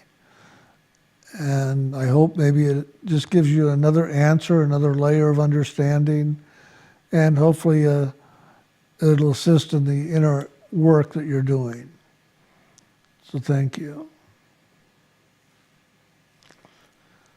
All right. Well, I think we're going to take a half-hour break.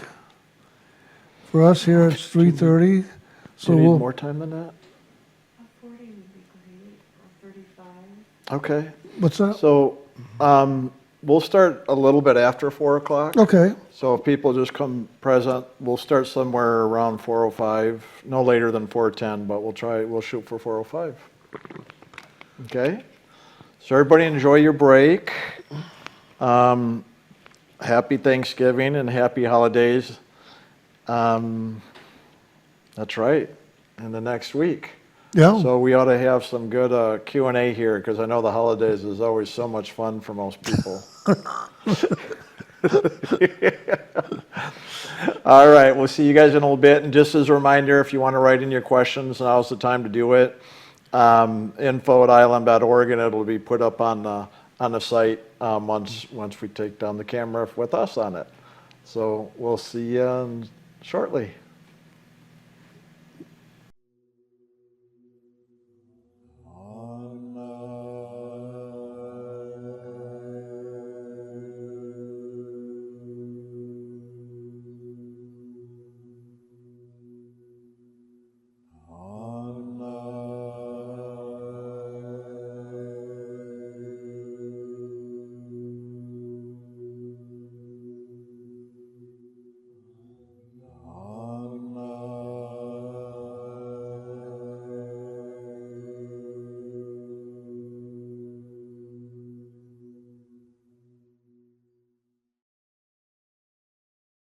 You ready? Yeah, Yeah. I'll keep playing all along. Woohoo! All right. About 2 dreams I had. Is this a rocking chair? Hi, Brian, Kelsey, and Jim. She's good. She's learning to The ignore me and first keep dream going. was where I was going to an Insight One seminar.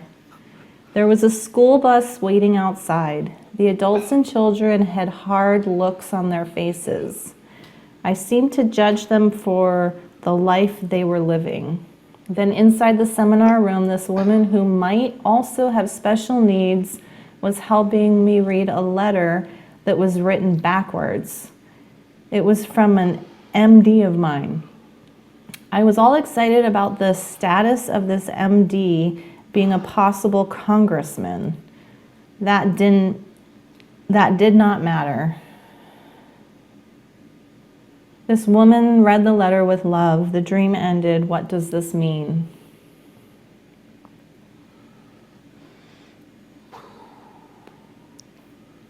Oh, you already have something, go ahead. No, go ahead. Go ahead. So, on the Insight seminars deal with, I guess you could say, transpersonal psychology and an MD letter. So, written in reverse. So part of it is telling me that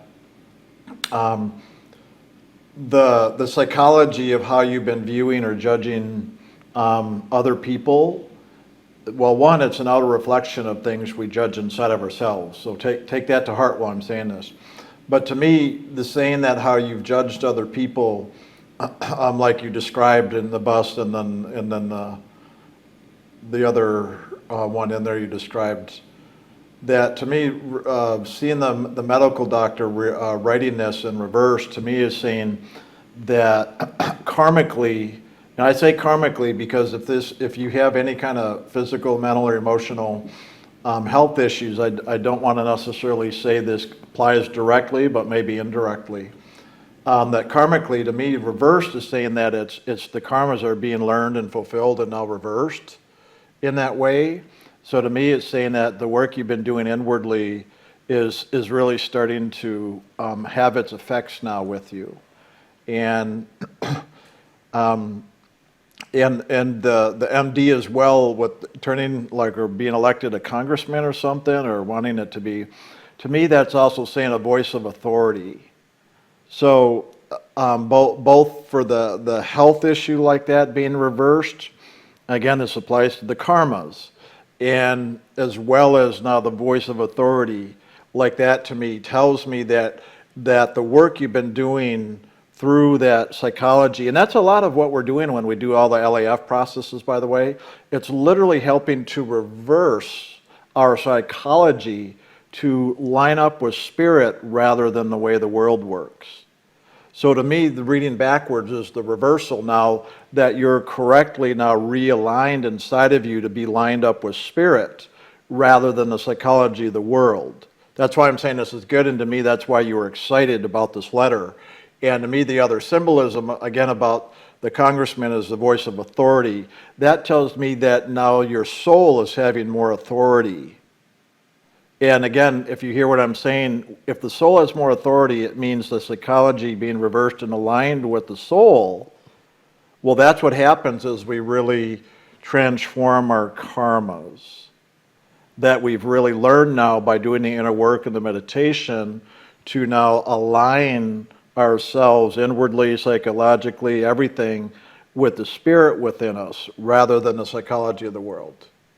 And that's the way I interpret this. The bus has to do with, I could go into the symbols a lot, but that's the main message that I'm trying to get across here. So hopefully that makes sense. If you have Yeah, anything no, that's very good. to add with No, that. that was very good.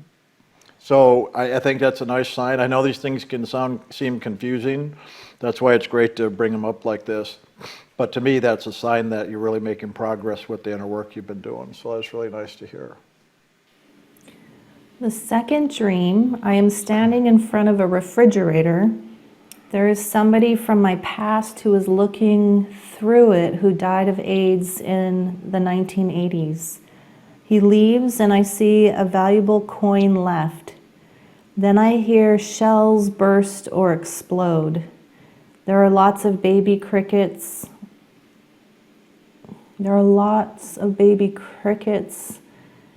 Were tiny on the floor.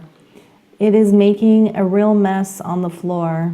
However, then comes over a number of young cats to clean up the situation. The dream ends. What does the dream mean? That one's yours.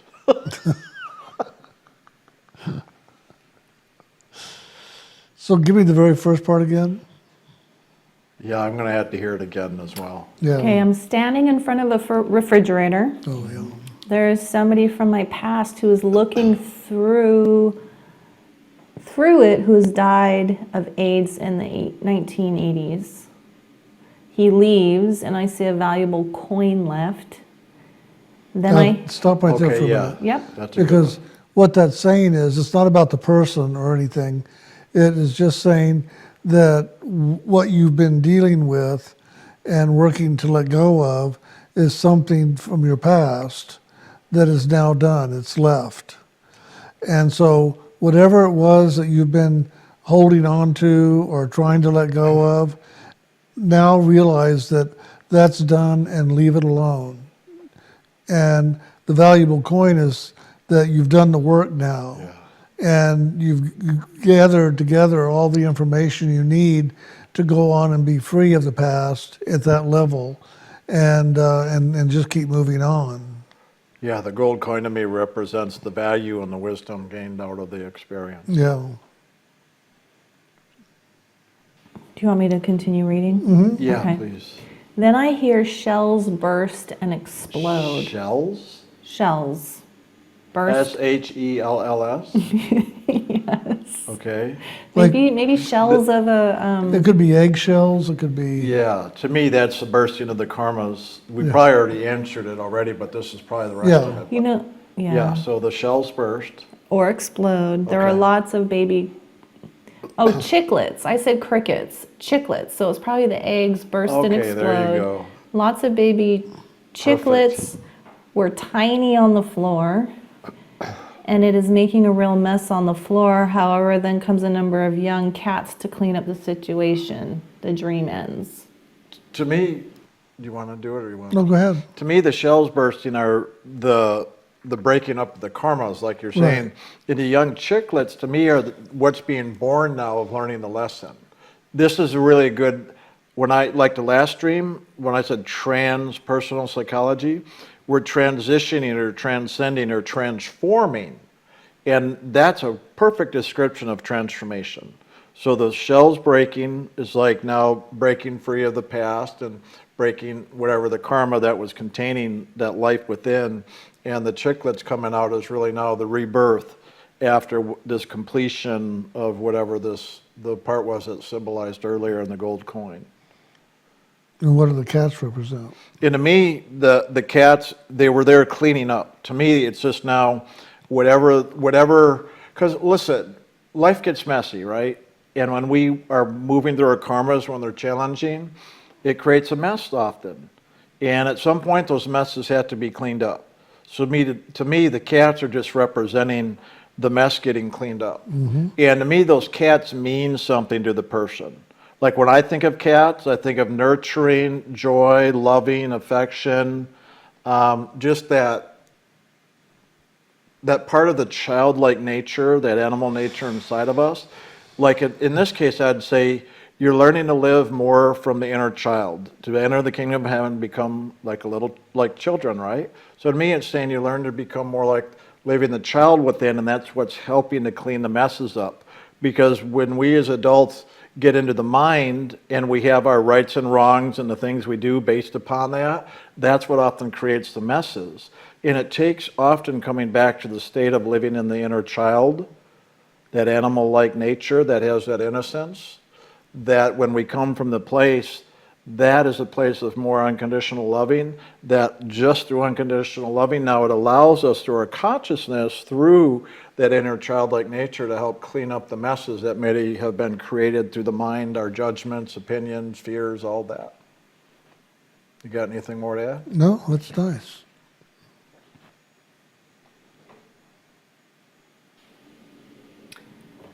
That dream from last month, I really want to share it. Okay. Is this a different person? Different person. Okay. We remember they had 3 dreams and we only got to 1, so they're rewriting again for one that we okay. didn't get to. Yeah, Okay. good. And she says that the person mentioned in here said they were fine, that they were mentioned by name. So I'm just going to mention by name if that's okay. Is Or there I any- could just say she. Yeah, do that. and not mention the There's no name? need Yeah. to mention Yeah, somebody's there's no name. need for that. Okay. All right. I mean, we appreciate the candidness. That's always nice. So. Okay. I went up a hill through a neighborhood to meet my friend at her home. It was a social meeting, not one of the laugh study groups she has been so beautifully hosting. I was surprised to see checking her appearance for a moment like a teenager. It was casual, but noticeably more on the sexy side and with very well done blonde highlights. From then on in the dream, the appearance thing didn't come up again or remain noticeable. She may have even morphed into her usual presentation of self. We went out into a deck looking down towards the ocean.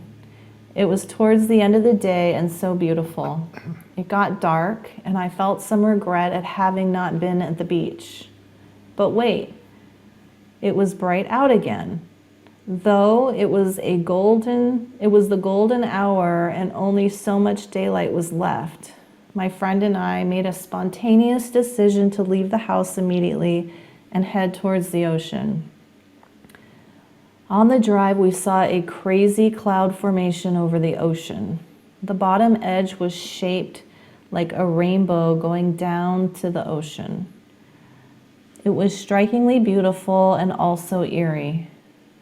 Don't people always feel a little that way about large, unusual things in the sky? It looked like a thick fog of dark, rain-filled edges. I wanted to take some pictures of it, and when we sighted it, my friend had taken a right fork off the highway onto a grassy and less traveled road down a steep hill. But she continued to drive so fast, alarmingly fast for a steep, grassy road downhill, that I didn't have time to take a picture of the cloud formation before we had moved down to where tall trees blocked the view. And sometimes I'd catch a sight of it, but then lose it again in the movement. I felt very frustrated about being ignored and about not being able to get a picture to keep and to send. I was also tensing with both legs, like trying to put the brakes on and commenting on the speed. My friend did not seem to notice any comments of mine. We got to the bottom of the road where many others were parked and got out. People had all been looking at the sky. We had just missed getting a closer view and a photo. A tall, medium-build, long-bearded, middle-aged man with nondescript clothing and classic hippie annotations was telling me how we just missed it. I seemed to know that it was an alien sighting and perhaps more than just a sighting. He went on to say how a couple of people there had won the lottery as a result, and others who were looking to buy homes had found their dream homes and were very happy, and various other blessings. I don't remember if the man actually called them blessings, but if he didn't, it felt like he was. Actually, I think he did say they were really blessed, or they really blessed us, with his California hippie accent. I was disappointed to have missed out on it by just a moment. Even without the bestowal of blessings, I'd have liked to have seen it. I wanted the guy to tell me everything, but he continued on his way. I walked to join my friend on the cliff's coast. The light was golden again. As I walked and looked across a bay at another section of land and saw two diagonal lines down the side running down towards the right. I saw orange start to run down one of the lines, then both lines. It was extremely fast. I pointed, saying out loud, "Is that lava?" It was. It took just seconds for the lines of lava to reach the ocean. I was thrilled to be there to witness it. How awesome. Then I saw a huge chunk of lava fly into the air from across the bay. I wondered if it would reach this side. I watched it fly overhead and land some distance on the other side of me. My friend continued to watch from the cliff side. I tried to call out to her that we needed to get out of here, but I was so scared I couldn't remember her name. I searched my mind for it and came up with nothing. More and more chunks of lava, the size of smart cars, were headed our way. I decided that my friend could see the lava too and could decide for herself whether to keep watching it or not, and turned and ran. I knew I might get hit by a chunk of flying lava at any moment, and I was scared. But honestly, the fact that I was running at all seemed a result of being less afraid than typically for me. I've been more of a hide under the covers and hope the monsters don't find me type, or freeze and just hope the lava doesn't hit me. Though I was aware that enough lava might fly over that standing still wouldn't help.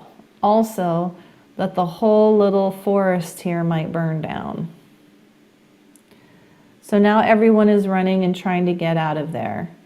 There were some buildings and very open and airy spaces to take advantage of the view. The light was still gold. I was lost as to where my friend's car might be, since somehow there was a lot more between me and it than I remembered traversing in terms of pathways, places cars were parked, and how many people were there. I also didn't... Does this keep going on for a while? It's almost done. Okay. I also... 'Cause I think I've heard enough I could give a little summation, but go ahead and finish if you're almost done. I also didn't know if I'd recognize her car because that's how I am, or if she'd come behind with the keys. But I guess I'd have to figure that out. I just wanted to keep moving, and that's it. So to me, this has a lot, oh, is there more? I'm sorry. Well, she just says, incidentally, within 3 days, there was a lava erupt on the Big Island. A few weeks later, the Volcano National Park, so there's this outer reflection of this experience that she had. Yeah, I mean, there can be things like that that happen. But to me, dreams like this are more revelatory as well as transformational. Because to me, this is really kind of the journey of someone who's given their power away to another person. And in so doing, they're not getting their expectations met. And so you go through the frustrations, disappointments, and when you try to get others to do what you want them to do because you gave your power away to them. And so to me, when you have experiences where you feel like you're missing the blessings, like all that, like the pot of gold at the end of the rainbow, I mean, there can be a reality of that spiritually, but often it can also be about our fantasies of I call them romanticides, the romantic fantasies of how ideally we would like life to be, or our fantasies, spiritually or mentally, emotionally, how we'd like things to be, especially with friendships and whatever, even a spiritual pathway. But at some point, though, those fantasies have to, in a sense, end in destruction. In other words, they've got to be dissolved. They've got to be released in some way. So to me, the explosion, the lava, all that, and this also shows the beauty of life, because I'd have to say part of what you're going through is focusing on that romantic fantasy and the beauty of life, whether you're describing the beauty in this other person or the scenery driving or whatever that is, that's part of where your distraction is maybe looking for the beauty, in life rather than really inside spiritually. And so I would gather to say that all those romantic fantasies you've had about life are starting to crumble and explode like that. To me, that's the pressure built up of living in illusion, that eventually the volcano's got to erupt, and with it the destruction. And even though it seems traumatic, and will go through often a disturbing or upsetting process in it all, but it's really for the better, because that type of upset or trauma or drama is breaking free of the illusions that we've really created and that we wanted life to be a certain way. And then it's not. So to me, this is a good dream experience, saying that that's all starting to be destroyed. The fantasy of it all is now starting to really explode.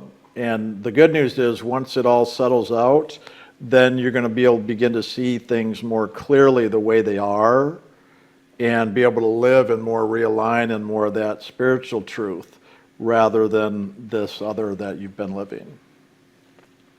That's good. You have anything else you would add? No, I know that's well there's- put. That's very clear. I mean, we don't really need to go into the details because there's a lot in there. That's why it's just like there's always an underlying message, but that's the way I would interpret it and look at it.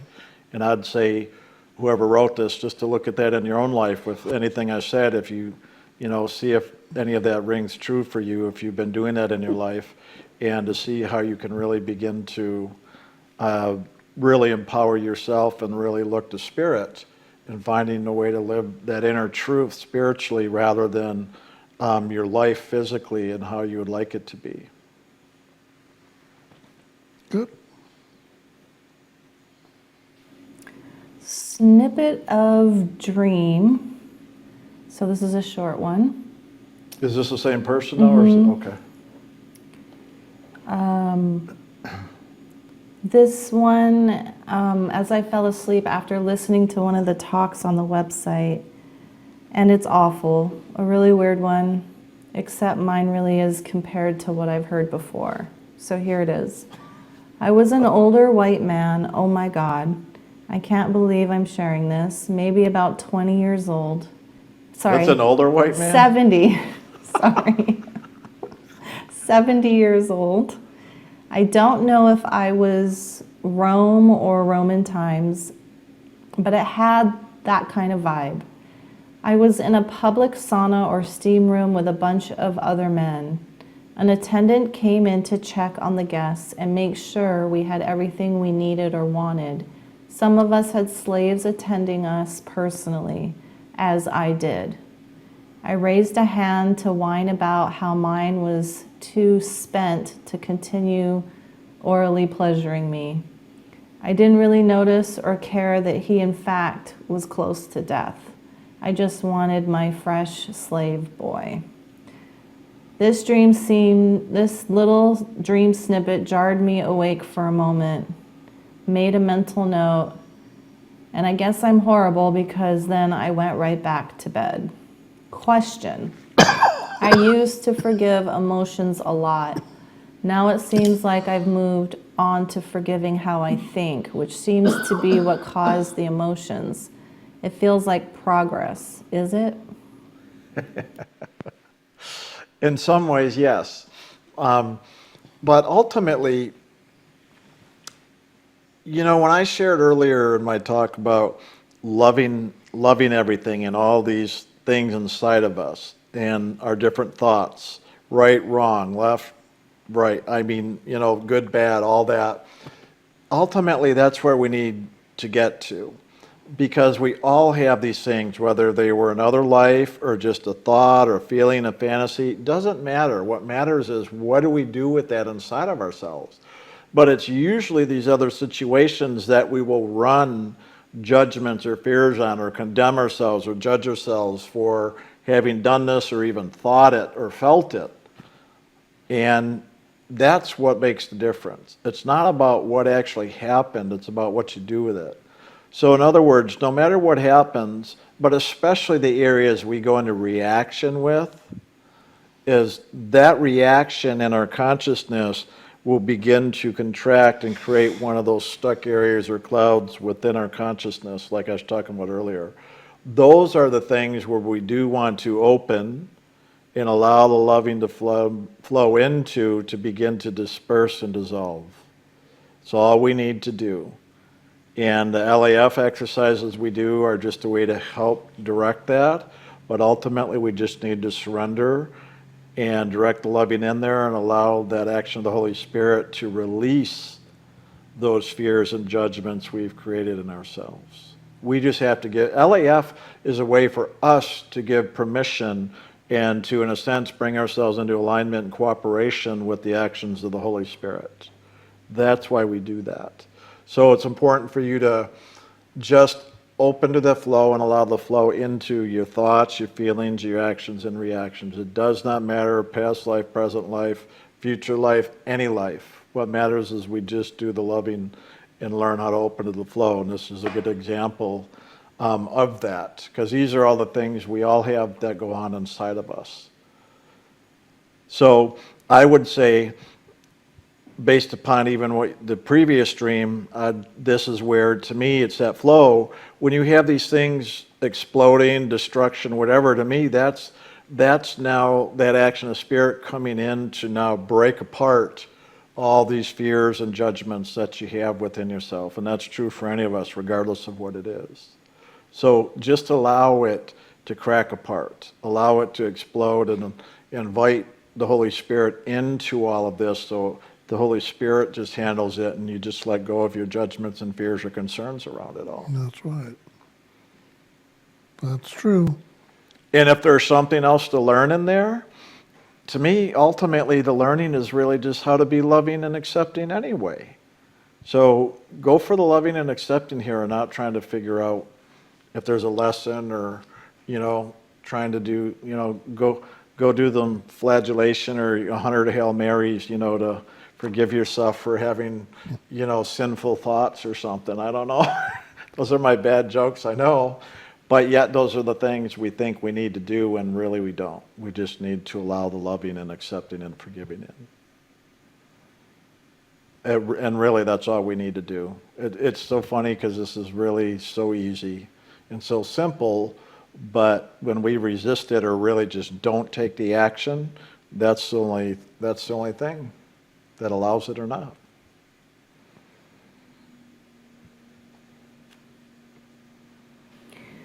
Meditation experience. I had my first 4-hour meditation this morning. It was great. Guess I Awesome. needed a longer time. Nice. Yes. I will be losing my job in 2 weeks for not getting the vaccine. A lesson in trust and faith and letting go of my control pattern and finding the feeling of safety and peace in the process. Speaking my truth and standing up for my boundaries has been a hard pattern for me, so this is a biggie, a huge soul lesson. I had an early morning meditation experience a couple weeks ago I'd like to share. I saw dim light and an unrecognizable figure that was sweeping a path for me. I walked the path and the light became brighter. Then I came back to awareness. It was short but very intense. Your insights, please. Thank you so much to all of you. Love you all. Go for it. Oh, you please. Well, to me, it's what you're learning and growing through is allowing the light to come forward where maybe it hasn't. That's why it's dim. But it's starting to open up. And, that obviously that's a good thing, because a lot of when we talk about focusing and that pinpoint, that very center to where to focus for that to open up, for the light to shine through, that's why it's often called the straight and the narrow. If I remember, did they say the path was narrow? Can you say that one part? I'm sorry, I might have misheard something. Yes, saw dim light and an unrecognizable figure that was sweeping a path for me. I walked the path and the light became brighter. Yeah. So that figure sweeping the path is literally the radiant form of the spiritual teacher, clearing the way for you. That's what the grace of God does, the Holy Spirit. And again, the dim light there is just because you're really beginning to now, you have found where the straight and narrow is, that point, like I was saying, and now that you're allowing the grace of the Holy Spirit to sweep the path for you, the light's going to get brighter. And so what I was going to say with that, that's how this works. The path is always straight and narrow because we've got so much stuff we've got to walk through and handle before that even begins to open. And that was a lot of my sharing today, is we've got to handle so much ourselves before we could even come to this point for now to let God bring us home. So to me, that's saying that you've done enough of the inner work that door's starting to open so that you can even see that light. But when it's just opening, it's always going to be dim. It's not until we get further on the journey that it gets a lot brighter. But it's showing you that the work you've been doing now is paying off, and you're beginning to see now the truth of the radiant form going before you. Just like Jim's prayer, I asked the Holy Spirit to go before me, clearing away all. Remember that prayer? Well, that's what that is. That literally the figure sweeping is literally clearing the Holy Spirit going before you on the pathway. Mm-hmm. And so the dim light there is now starting to open up, because that's the light of your soul that is now going to get brighter and brighter as you allow the Holy Spirit to go before you, clearing that pathway, which is what the grace does. And so what you've been doing has gotten you to that point, and now you're at the point where you not only keep doing what you've been doing, but now this is a point, like I shared today about, and now also surrender to God, so that not only can God sweep the path clear for you, but actually now bring you along the path in greater ways than what you've allowed before. That's good. That's very true. You want to add anything? No, not really. It was very clear. I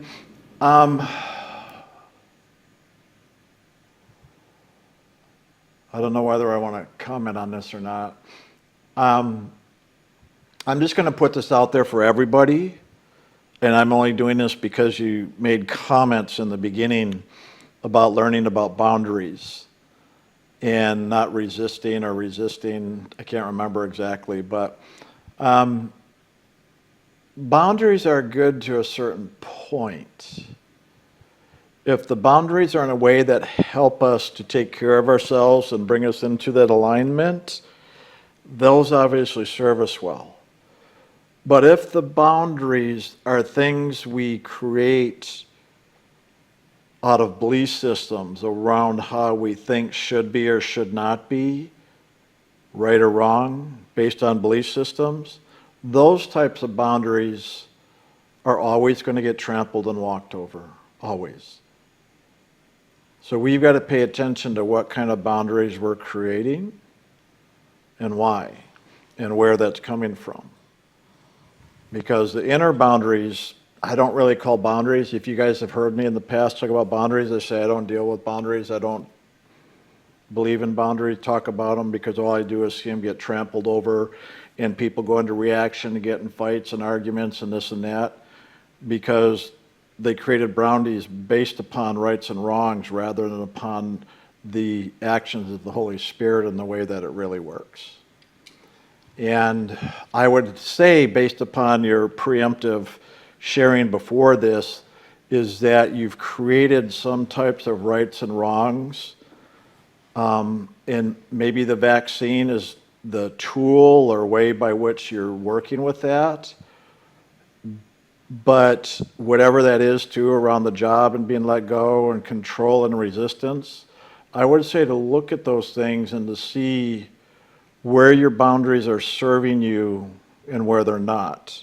Because sometimes when we call things control or resistance, it may be our control and resistance because we have certain belief patterns that the way we think things should be, and that doesn't necessarily make them right, even if we think they are, that those can work against us rather than for us. But if they're boundaries, in other words, the way I use it spiritually, I rather call it focus. You can even call it like discipline, like a disciple learns how to discipline to do the meditation and learning how to focus in that center of the center as we teach here. To me, that's focus. When we can learn how to focus and open and allow the grace of the Holy Spirit in, that grace is going to assist us to even move through the world in a way that's going to move us into our greater freedom and liberation. But it will not be based upon boundaries, control, or resistance. It'll be based upon us moving with that flow of loving, regardless of how that looks in the world. So I think I'm going to leave it at that so that whoever wrote this can work with that, because this is part of your learning around how to line yourself up with Spirit and not based upon what you may be calling resistance, control, and boundaries, and especially around your job, the vaccine, the mandate, and all that. Those are the outer opportunities to learn our inner lessons. So look at this and see what that lesson is there for you around everything I'm saying.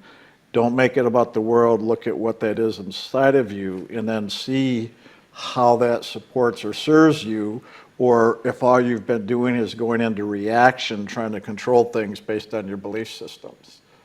Those are two very different things, whether we're living spiritually or really based out of the right and wrong of the mind and ego. And that's one we all have to do, regardless of the circumstances that are creating the space for us to learn the lesson. And in the world right now, that's obviously a big one that everybody's going through. So.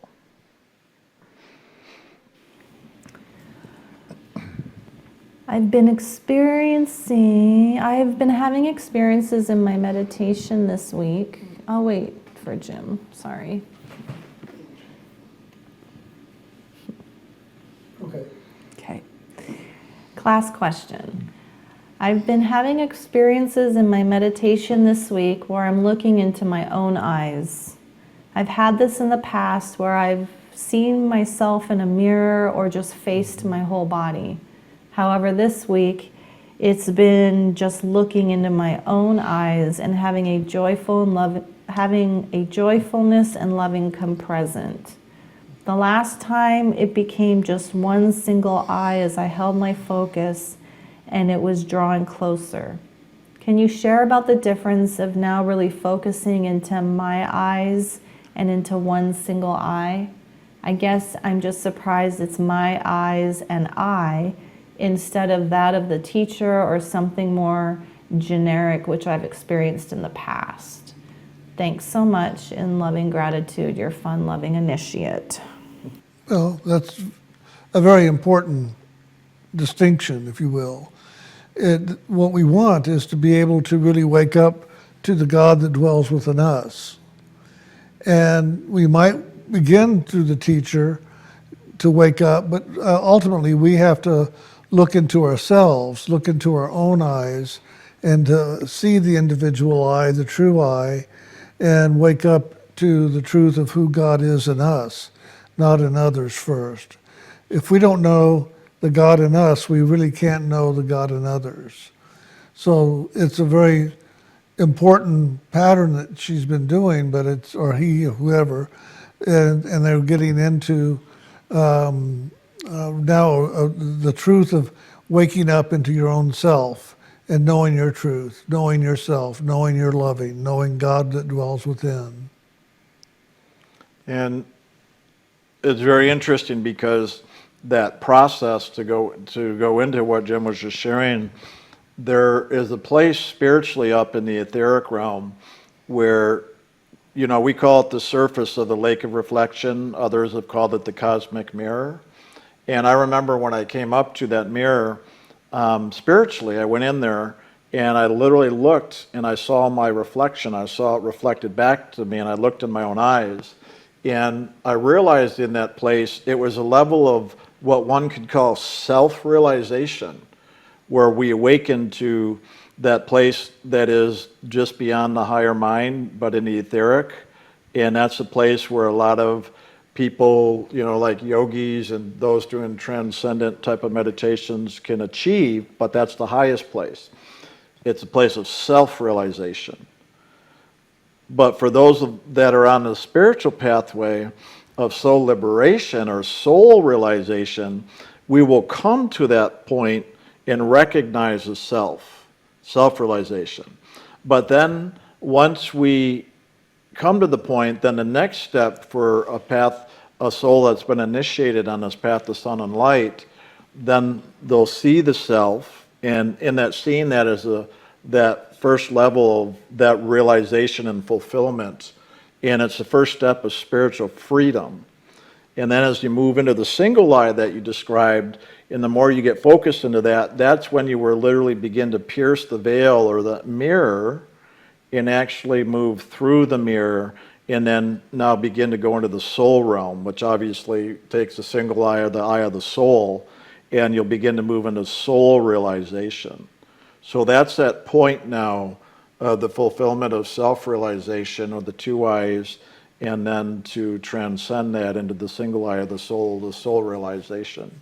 So it's a big, that's literally the barrier where souls either stay stuck and caught up in this realm of duality, or now come to the point when they have the sacred name to bring you to the single eye and then pierce that mirror, that veil, to now truly awaken into the soul realm and come into the greater soul realization of who you are.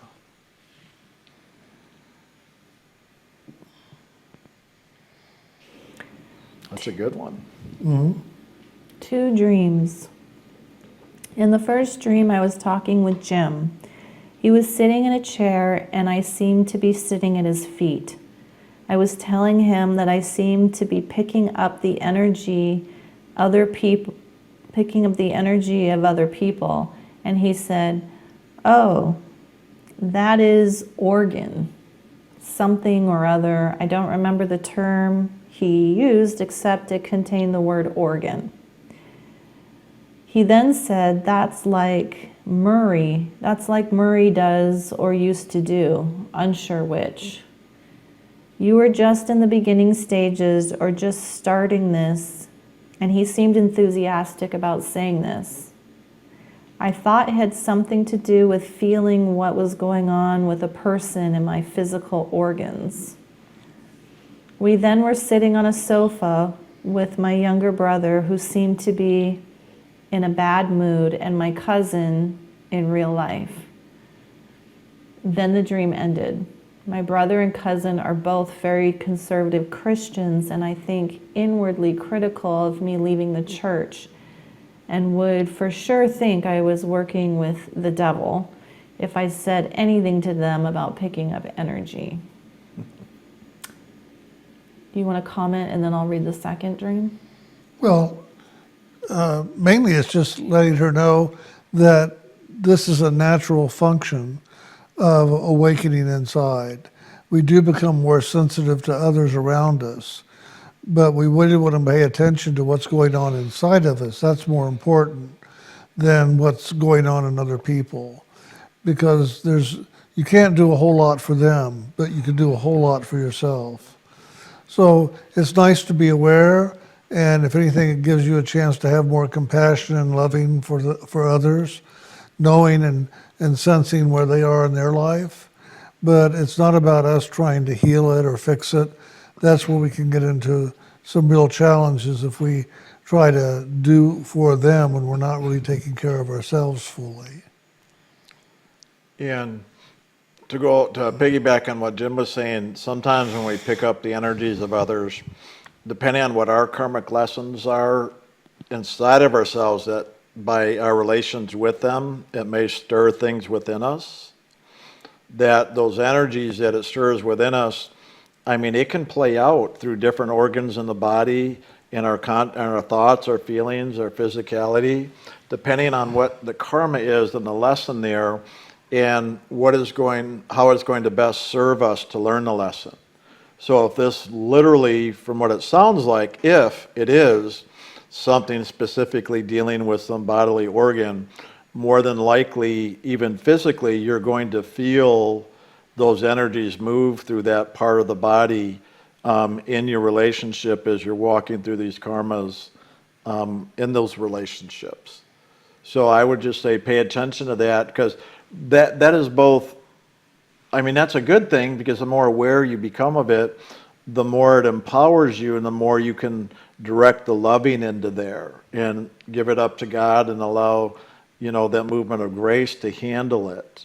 And that way it really can now move whatever your karmic lessons are, so you don't pick up or react to these energies with other people, and then whatever your karmic lessons are in that, you allow the Holy Spirit to handle those, so that, if anything, the impact of those lessons can be lessened, but also then the realization of whatever, karmically lessons are there for you, and all of that through those relationships can be fulfilled as well. And to me, obviously, sitting at the Master, well, that's part of the action, the grace of the Master, as it's often called, because that's where the wisdom and the truth is going to flow through to assist us in us walking this pathway and awakening and fulfilling all these karmas and lessons there, and arriving back into that spiritual illumination, in our own soul. In the second dream, I was laying in bed with another woman, and she told me she was excited about being in relationship with me. She currently was with another woman whom I seemed to know. It was somewhat like she was having an affair with me. I was uncomfortable with the idea that she would break up with this woman for me, because I was unsure if I was a lesbian and really wanted a relationship with another woman and did not want to cause hurt to anyone. We were all then getting ready to go somewhere, and my cousin, in real life again, was going to drive us somewhere. But everything was taking so long, 2 hours, that I decided I needed to just go by myself.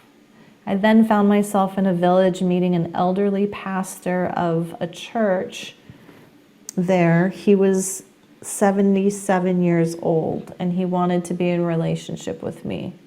I was hesitant because of his age, and also wanted to be in a sexual relationship with him. He was unaware of that, I think, because somehow he thought that would be wrong, and I was not sure if it was because we were unmarried or because of his religion. I just told him he could decide what he would do, but this is what I wanted. In the next scene, I was in a house with him and wearing a robe and naked underneath, and the front was open. When I was aware he was in the room, I closed the robe.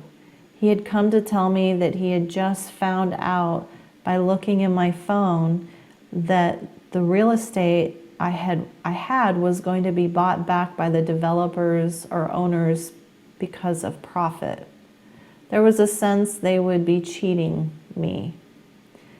I did not focus on that, but rather that he had violated my privacy by looking at my phone. I became very angry and told him never to do that again, and the dream ended. I do consider myself a heterosexual woman. Not sure if this dream is spiritual. Can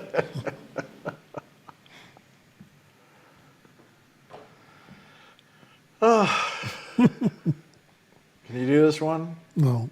Really? Really? I'm doing so many of them. I know. That's good for you. All right, give me just a moment. So, literally, sometimes I need a moment because we're literally nonstop, and sometimes I start to get a little headache if I don't take a little break. That's honestly why I ask Jeb sometimes to do that. So give me just a moment.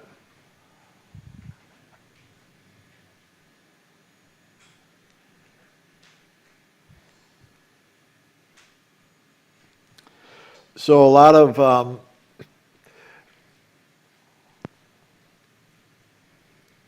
we all have our karmas to walk through in life.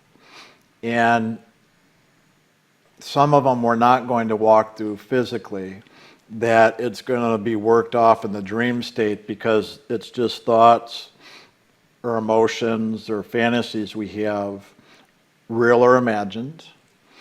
And these can be even other things from other lifetimes that come forward that are getting worked out this life as well.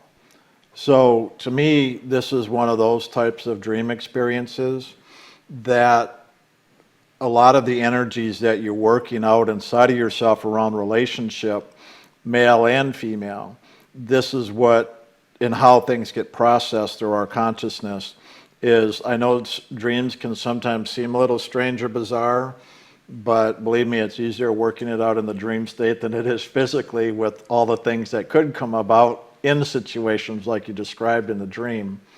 Obviously, those things do happen in the world. Regardless of what level they are, it's just working out the lessons there. So to me, a couple things. One, you're getting clear inside of yourself around relationship. Male, female, sexual expression, platonic, and also the value in there about your privacy, what's sacred to you, what's yours, and the value in the real estate there. But also in that, because you're still learning and going through all this whole real estate thing, for profit tells me that you're gaining value out of this, but yet there's a part of you in the process that has a distrust, or if something is going on fishy behind the scenes, like you might be cheated. Well, that's what happens karmically in this world around relationship, because ultimately we can never ever give each other 100% in this level, because this level is not 100%, only the spirit is. So ultimately the relationship is with our soul and God. That's the only place it's 100%. Anything we try to work out with other people is always going to fall short of that. And it's set up that way. If it worked out, then we're not going to have the reasons, let alone the desire to really want to go home to God. So to me, this is you working out and learning about trust issues in relationship, your own feelings about the male and female polarities and what comes with that, as well as dealing with the sexual energy within inside of yourself. But also to me, that is showing the elderly male who's actually a pastor, tells me also that the part of you that wants to be in relation is really looking at more, what that would symbolize to me is really the wisdom of spirit. The pastor and elderly like that to me would symbolize wisdom spiritually, both being a pastor and an elderly in that way. So if anything, that is telling me that you really want your relationship to be with Spirit. And that's really the key here. So work on developing that relationship with Spirit, and the more you do, all these other things that inside of yourself you're wondering about, questioning, or maybe you're not questioning. Maybe going through this is actually showing you what you don't want, so you have the clarity of what you really do want. And I hope that's the main key here that you take out of what I was just saying. That's what I hear in all of that, and how I would interpret something like that. And to realize ultimately there's always going to be some level of cheating or deception in the physical world, that truly the only place of 100% trust is the Spirit within you and developing the relationship with God. That anything in this world, there's always going to be something a little bit off that's going to step on over our boundaries, not honor what we'd like to be honored, or whatever that may be. But all of that is to help us to realize that, so we can let go of those expectations, desires, and wants, mentally, emotionally, and physically in the world of what we think, so that we ultimately realize I might as well surrender, because it's hopeless in the world to get 100% of everything I want, and in the letting go to just really turn to God for that fulfillment. Because that's ultimately what all of these lessons are going to, I'm not going to say teach us, but going to motivate us, move us, and drive us towards, is that inner and upwards path towards God. Anything else you want to add? No, that's very well put. Good. It's very clear. Awesome. Because you get to do the next. I've got to use the bathroom, so you're going to have to listen closely and answer this one. I'll be listening too, though, so I'll be back in a moment. Well, lucky for you, Jim, it's short. There. Yay. Okay. Hi, Jim and Brian. When he gets to do two of them, then. Did you turn your mic off? What? Is your mic off? Yeah. Okay. Just under the water, I thought maybe that would be loud. You want me to turn it on? No. Okay.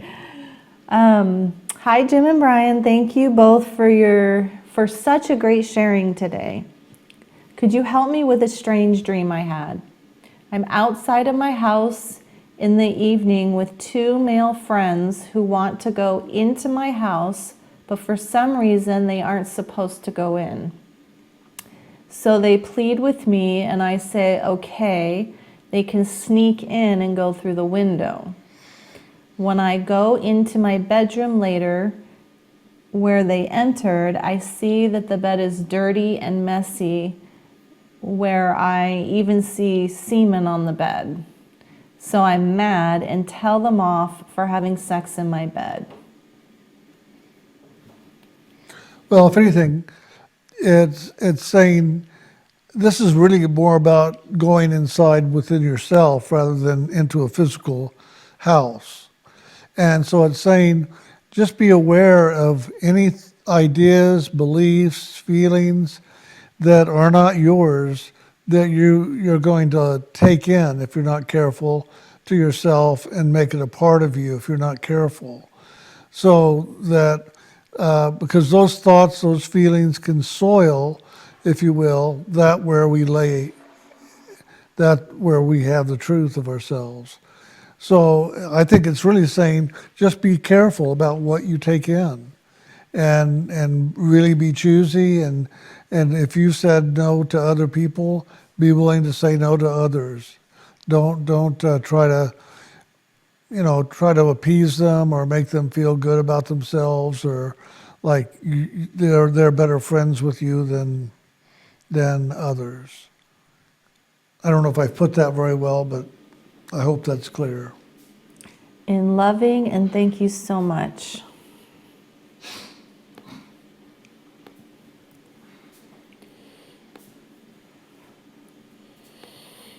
Okay, loving gratitude. Thank you so much for your sharings today. You answered a lot of my questions.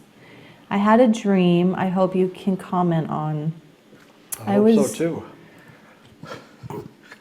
Yeah, for you to comment on. I was driving alongside the ocean, and to the left of me, there were large, angry bears destroying the forest and fighting humans on the side of the hill.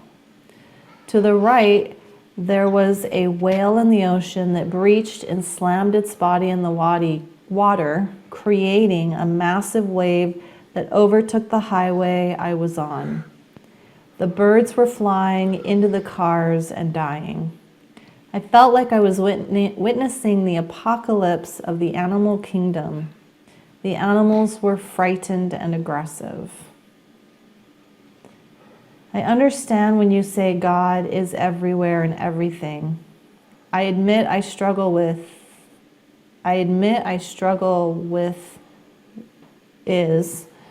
God is the pandemic. God is global warming, the floods, the fires, the collective fear consciousness that my community is currently experiencing.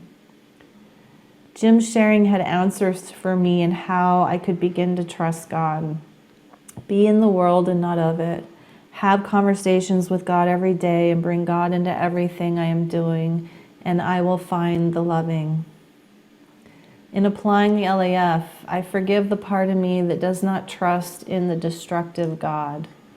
I forgive God for his will being done in killing people and animals in a pandemic, floods, and fires. But I am only able to speak it. I am still working on being able to truly feel this level of forgiveness and loving with God.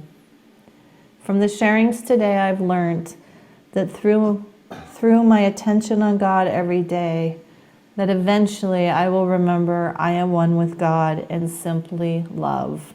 I can't wait.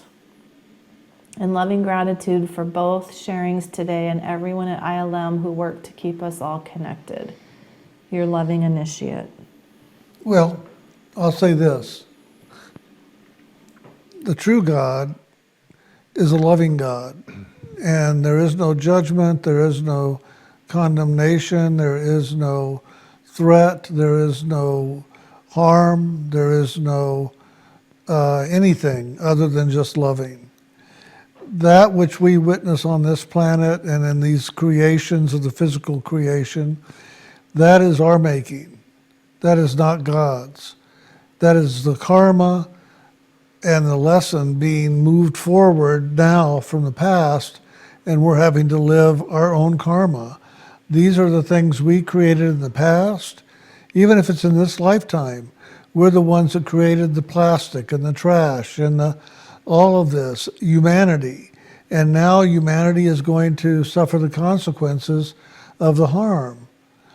And so it's not God doing this to us, it's us doing it to ourselves. And so, if anything, it's a call for us to take responsibility for our actions, for our thoughts, for our feelings. And if there's something that we can do in an action in the world to help try to bring this back into balance, that's for us to do. It's not God's creation, and it's not God to make it work right. It's us that have to do that. Do you have something on that? Yeah, sure. No, I'm glad the question's coming up. I figured it would be. And this is a lot of the reason why I try to describe God in everything. That it's important to realize, and when I talked about the flow going out and coming back, it's because the beingness of God is the essence of life that without nothing would exist, including all of these, what we had, like Jim described, of the negative things in this universe. But without the essence of God, none of that could exist. That's what I'm trying to describe, is that God is in everything. Even those things like Jim just described that we, the soul, create, but how does the soul create? Through the living, loving essence that is of God, that creates and gives something life or movement. But in that movement, then that is our responsibility, as Jim shared, to now bring it back and bring it back to peace. But those are the details. The truth is, the essence of God is in everything. Without that, it wouldn't exist, good or bad. So in my sharing today about all that, that in the realization that God is in everything, if we can focus and look for God in everything, that is how we will begin to awaken to God. And then all these other things that we've created that are distractions to get us to look at that which we've created rather than the Creator, that's how we bring it back. We have to look for God in all things, and then it's restored.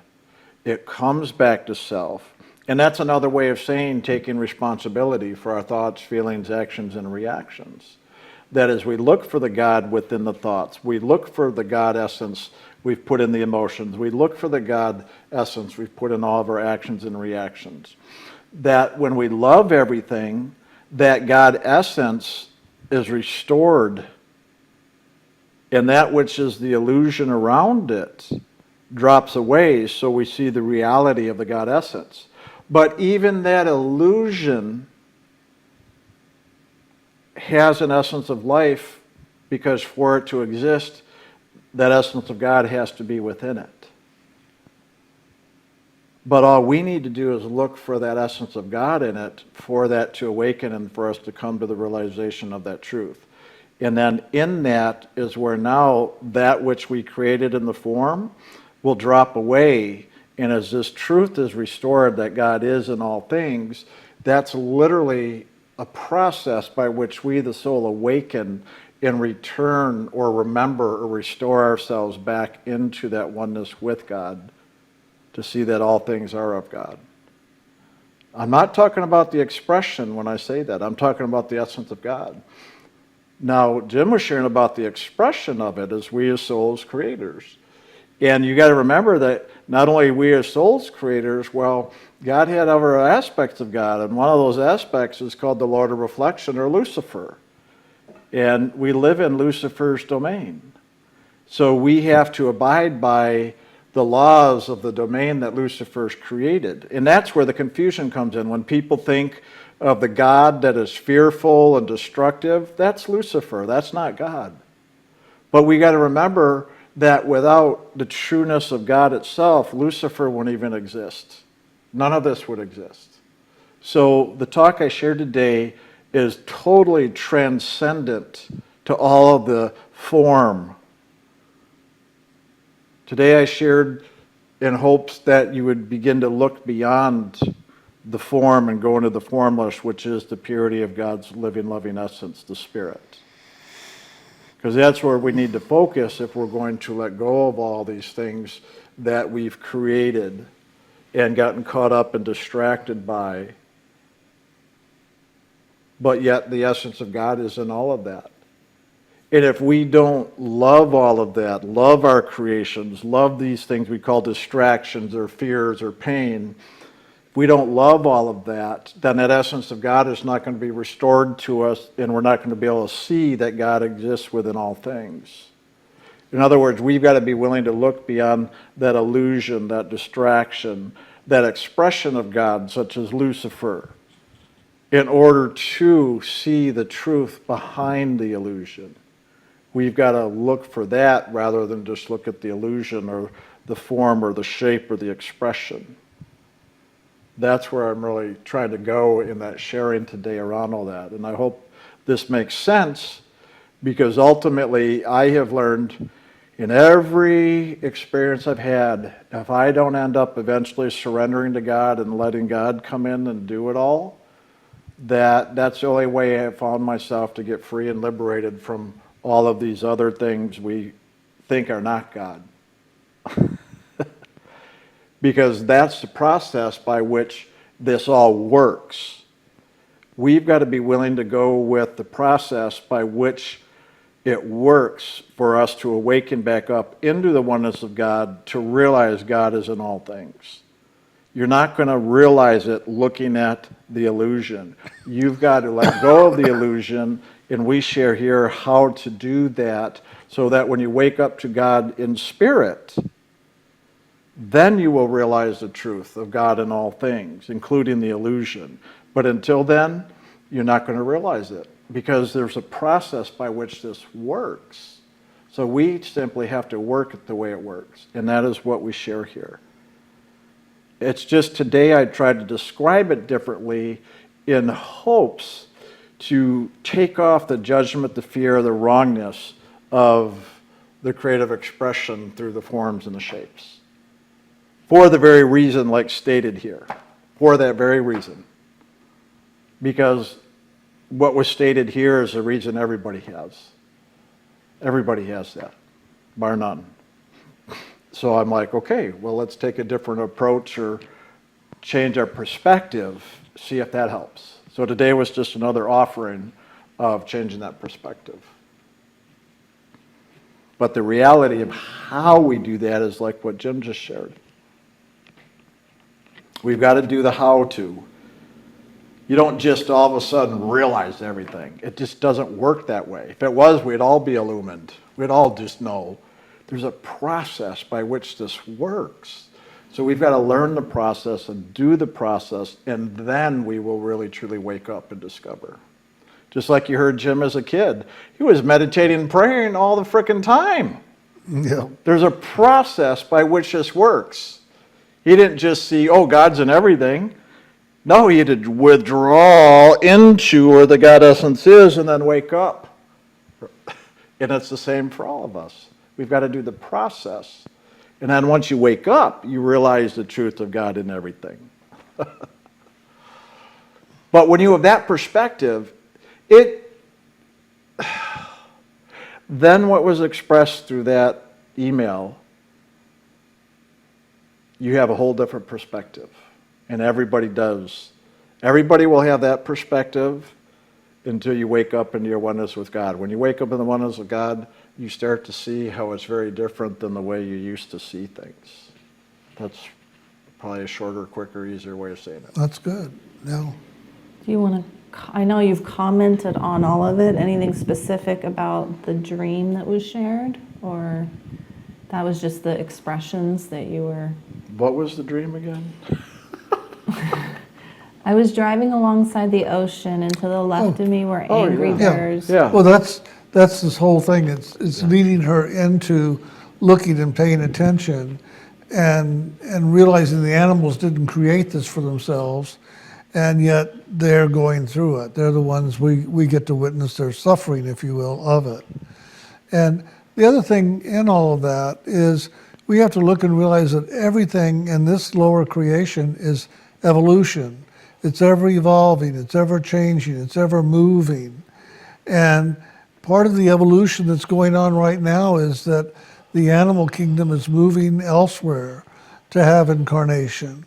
This planet won't be theirs to incarnate on for very much longer. And the evolution here is going to be upgraded and changed. And they are moving to a different planet to begin living there to continue their journey as they can and not have to, die and not be reborn, if you will, as an animal somewhere to learn what they need to learn. So this is an actual natural process. Many planets have gone through this before, and our planet now is just going through this great transition. Perfect. I was hoping you would share that. Okay. Yeah. Next.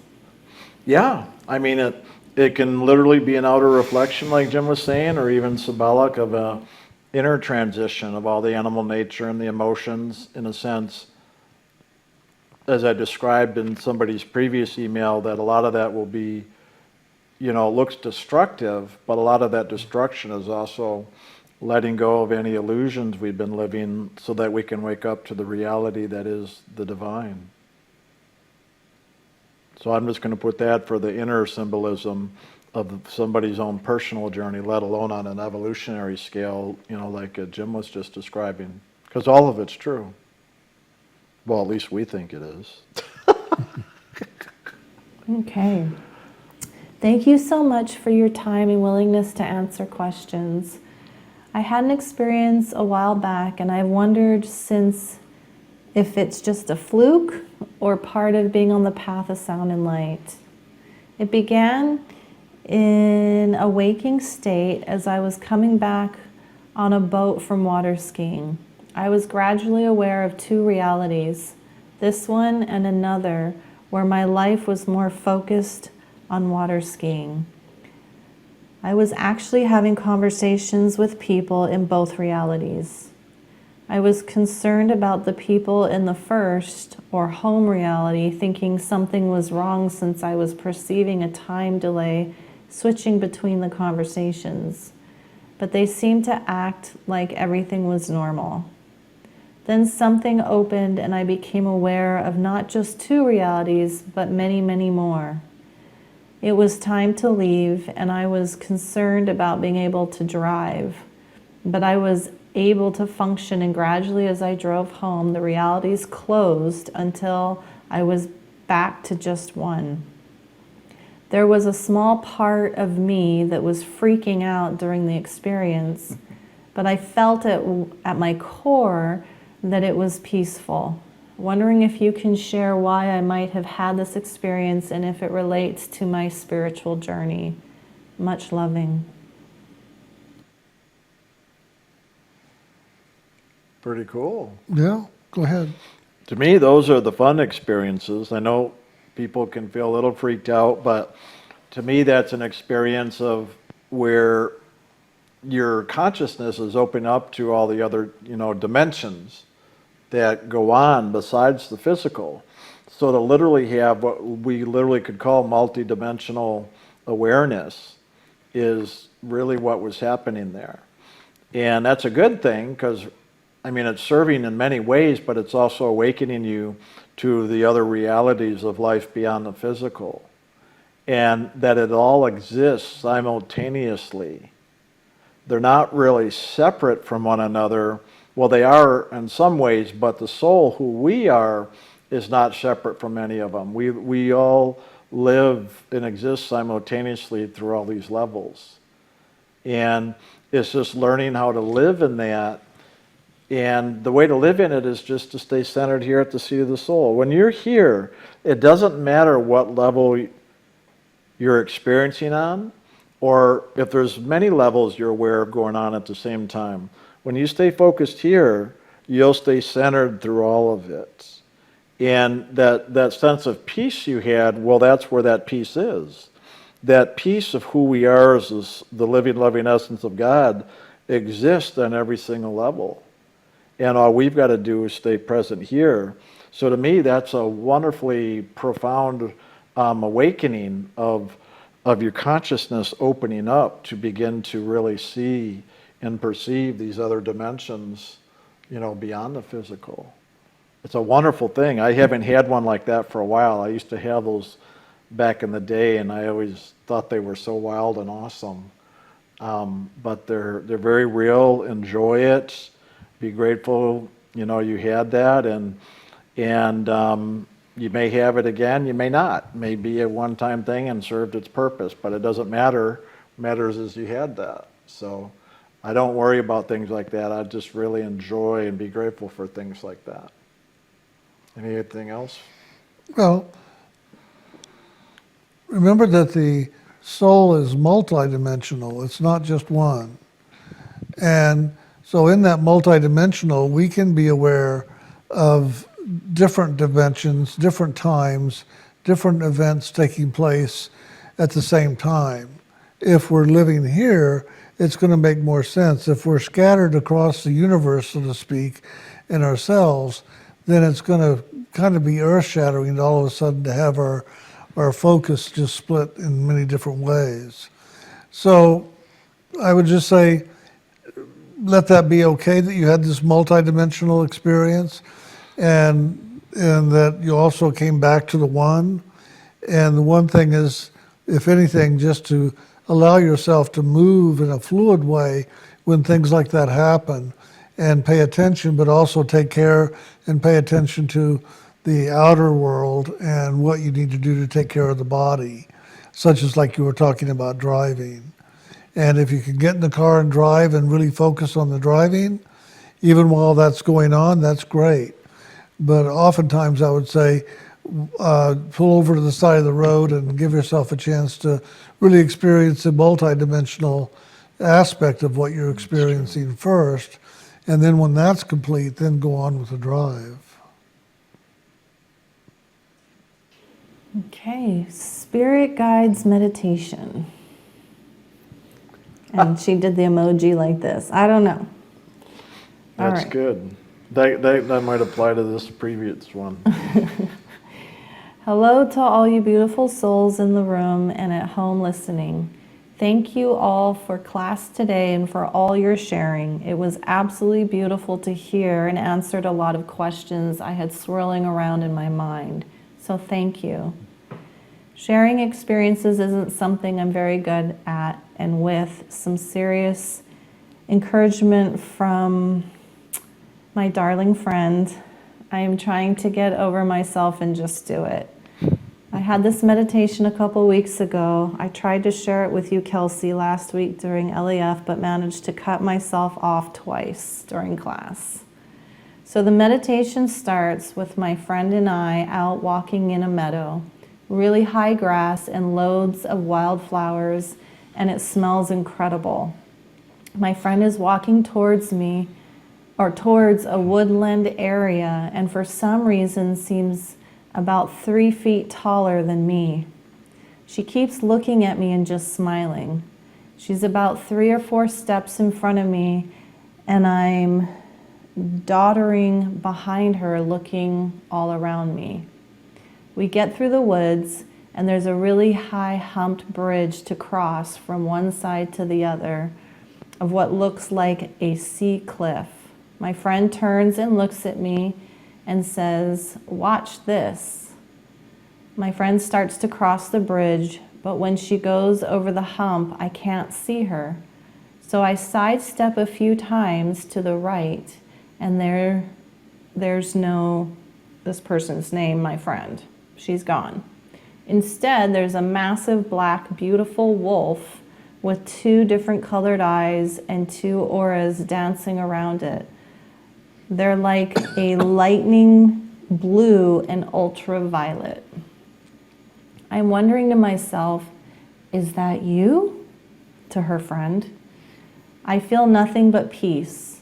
The wolf smiles and skips off into the woods, and a minute later, Kelsey, Jim, and Brian appear. They're standing just watching me. Kelsey is on the left of Jim with her right hand clasped over her left wrist. Brian can't stand still and is shuffling his feet, scratching his right cheek and smiling. Jim has a hand on both Kelsey and Brian. I'm watching them as they are me. The 3 of them step forward off the edge of the cliff, but don't fall. They turn into doves. Kelsey is blue, Brian is magenta, and Jim remains white. They fly towards me. It seems like they are in slow motion and stop 2 feet away from my face. I'm just watching. I feel so blissful. I look up and my friend is standing in the middle of the bridge. I saw her change from wolf to human form. It was the perfect transparent form of wolf and woman, she-wolf. And my friend is just smiling. I'm just so at peace. I don't think I've felt this carefree since I was a child. Then back to self. I'm not entirely sure what all this means. Can you please advise? Yeah. I'll just summarize. You can go into details as you want. To me, that whole thing is showing you the transformation of consciousness that happens through the action of the Holy Spirit. And I mean, obviously the symbols with me and Jim and Kelsey and your friend, it shows the transformation that takes place from more the animal nature, the human nature, but also it's about showing you the transformation. Going over the bridge is really going into spirit. So, and then seeing us walk off the cliff and being able to fly is showing you that the spiritual freedom you have. So if you follow that Holy Spirit, you're not going to fall or succumb to the worldly things. So go over the bridge, and your consciousness will transform just like you were seeing in your friend. And the two purple and blue, obviously, little whatever with the wolf, that to me, that's the action of the Holy Spirit and the Christ consciousness, showing you that's what you're moving with, and that's where the transformation that takes place. And as you cross the bridge, you'll have your own transformation of consciousness more into this spiritual essence, so that you walk out of the world and into spirits. So that's my summation of it all, if you want to go into No, that's a very good details. summation. That's very good. I like the symbol of the three of us turning into doves. That's the Trinity. That's the pathway that we're on. So that's good. That's excellent. And because I know these two, her friend is an initiate and she's not. So I'm thinking symbolically it's showing the initiate that turned into the wolf with the blue and the purple is showing that is there for That her. the path of initiation leads to that Yeah. transformation. Exactly. You got it. Yeah. That's it. And that's where it's a good example of when somebody's initiated and they're walking that pathway of transformation, that, we're all examples, teachers and students to one another. So this friend that's the initiate is a good example in this case for this person in their own inner journey. That's a very clear experience with all the symbolism in there of what all that represents. Yeah. And if anything, my God, I don't want to tell you what to do, but if you're not honoring and following that, I don't know what the hell's going on with you. Don't be stupid. That's my bad humor. But really, you couldn't get better symbolism and truly an inner experience, demonstrating the truth of transformation from moving of the physical to spiritual. It's wonderful. Really good. And the dove, doesn't that represents the freedom in spirit, right? The soul. Where the Yeah. swan is the soul waking up, and then the dove is the soul that's fully Yeah, awakened spirit. Yeah. You got it. Cool, cool. All right, next.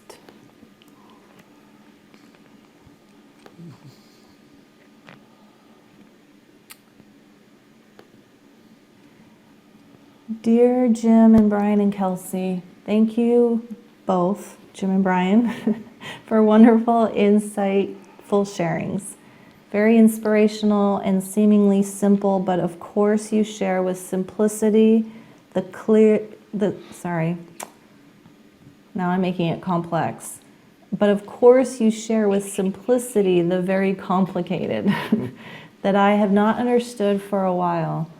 And then I'm ready to listen and hear the truth of the words, and it's such a blessing. I'd like to share what I wrote recently of the place that I have found. Love me forever. Okay. I fall down before you. I could lie there forever. Looking up, I implore you to love me again.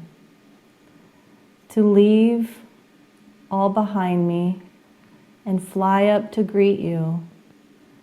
I humbly beseech you. You'll be with me, my friend.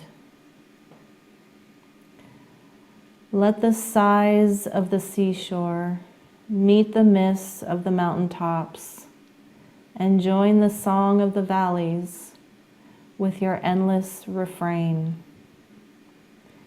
May I love you forever, past the tears of the oceans. Let the movement of loving melt my fears in the rain. In the peace and the quiet, let me hear your faint whisper, I love you forever and love you again. Thank you all so much for all you do. Your inspiration and clarity with simplicity has helped me so much. Nice poem. Thank you. Well, the one thing out of that, I hear the longing and I hear the want, and I just know that the Holy Spirit is ever leading every step that you take, whether you're aware of it or not, and whether you're really conscious of taking those steps. But change and transformation is coming and continuing, and just keep moving forward. That's what I've always done, is I've ever been told by Spirit, just keep moving forward. And that's what I've done. I try my best not to look back. I don't look and dwell on the past. I just keep moving forward with the next step, Where am I headed now? What direction? It doesn't really matter. What matters is I'm taking the next step. And the next step will take me in the direction I need to be going, that I know. So do the meditation, do the inner work, and you're going to see, more and more the security, if anything, of the teacher, which is the Holy Spirit, being with you. I always love sharings like that because, I know we don't talk about a lot over here, but when people really recognize the value of having a spiritual teacher, even physically, and utilize that resource as a place in the world by which you can practice and to lay down your ego and your whatever process, that's the way by which God set it up to really assist the soul in getting liberated. And that's what I hear in sharings like this and poems like that, because that's just the way it works. Because when we can, in a sense, humble ourselves before the spiritual teacher, that's the way by which the Holy Spirit then can work with us to really shed off the coverings to liberate the soul from that which is the illusion in this physical creation. It's very powerful. And that's, to me, where wonderful poetry comes out of, is that action like this.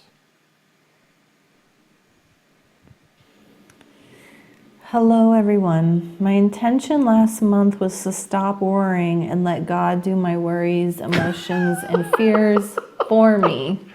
God's not going to do all that. Hasn't happened, of course, yet. God doesn't know how to worry. That's right. That's the joke. The challenge. But I feel now, after this morning's talk, I really need to replace for me with me. And it may change my perception and relationship with God, so thank you. Very, very much. Yeah, that's better. That's a good awareness.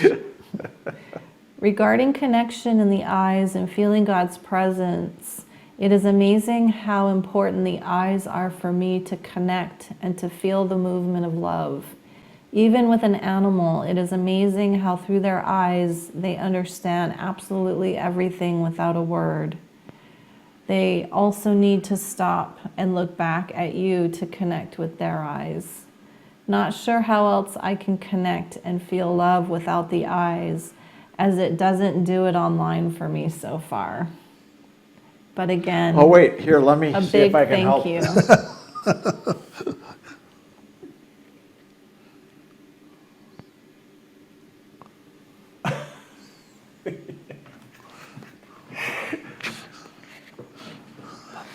Because eventually you'll realize, we understand what you're saying about the physical eyes, but eventually it has to be through the spiritual eye. When you can do it through the spiritual eye, it won't even matter if your physical eyes are open or closed. But until then, yes, of course, they say the eyes are the windows for the soul, but that's in this creation. Eventually we want to learn to really focus and connect through the single eye. And that's really what you're sensing with what you're sharing, is that connection. You just may not fully realize that yet. But great awareness, and allow yourself to keep moving up here so that you begin to experience that connection beyond the eyes themselves.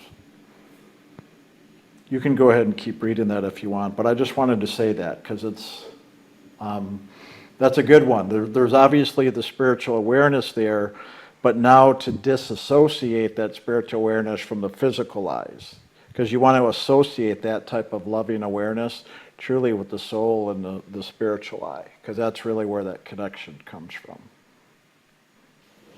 Yeah, that was it for that person. Oh, okay. I can go on to the next, though. Awesome. Red Cross, simple and elegant.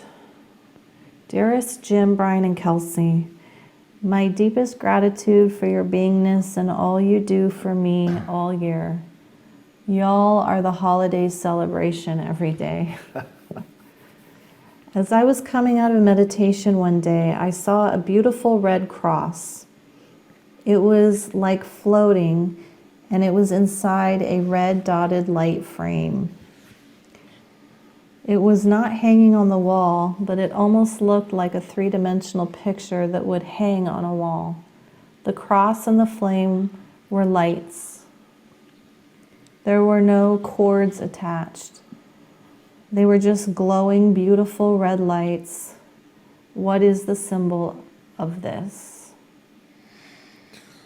To me, that would be self-empowerment. You're learning about self-empowerment, believing in yourself, trusting in yourself, and standing in your own truth and strength.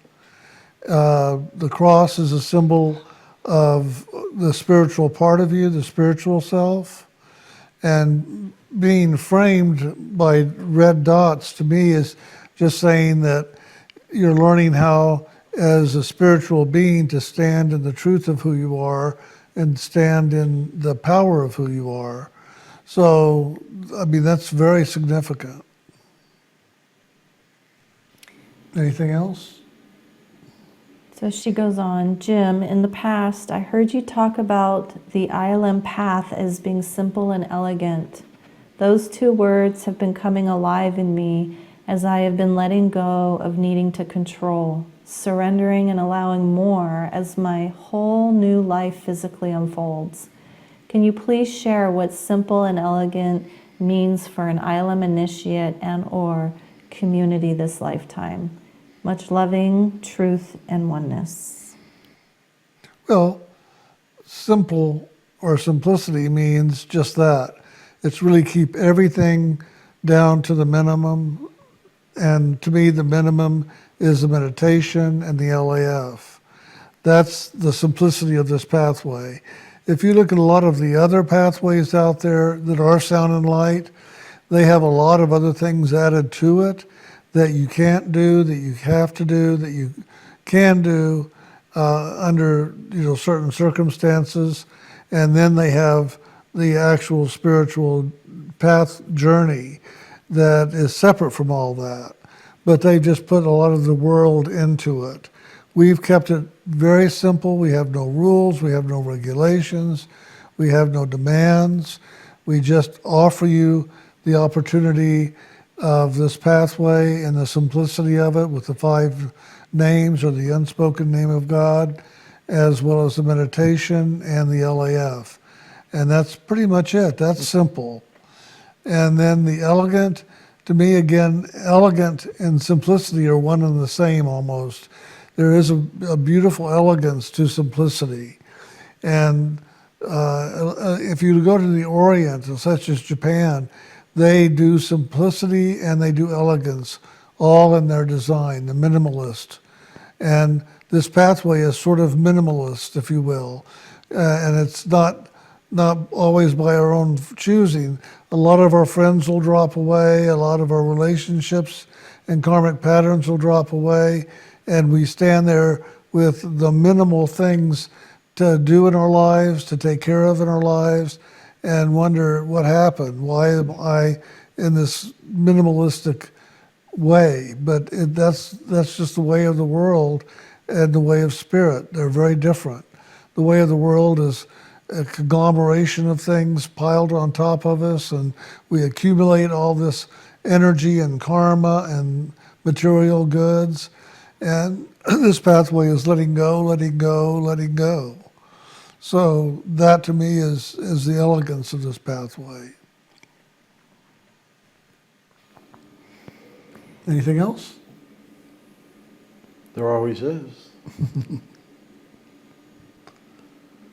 There's two more. Did you want to comment on this one, or should I go to the next one?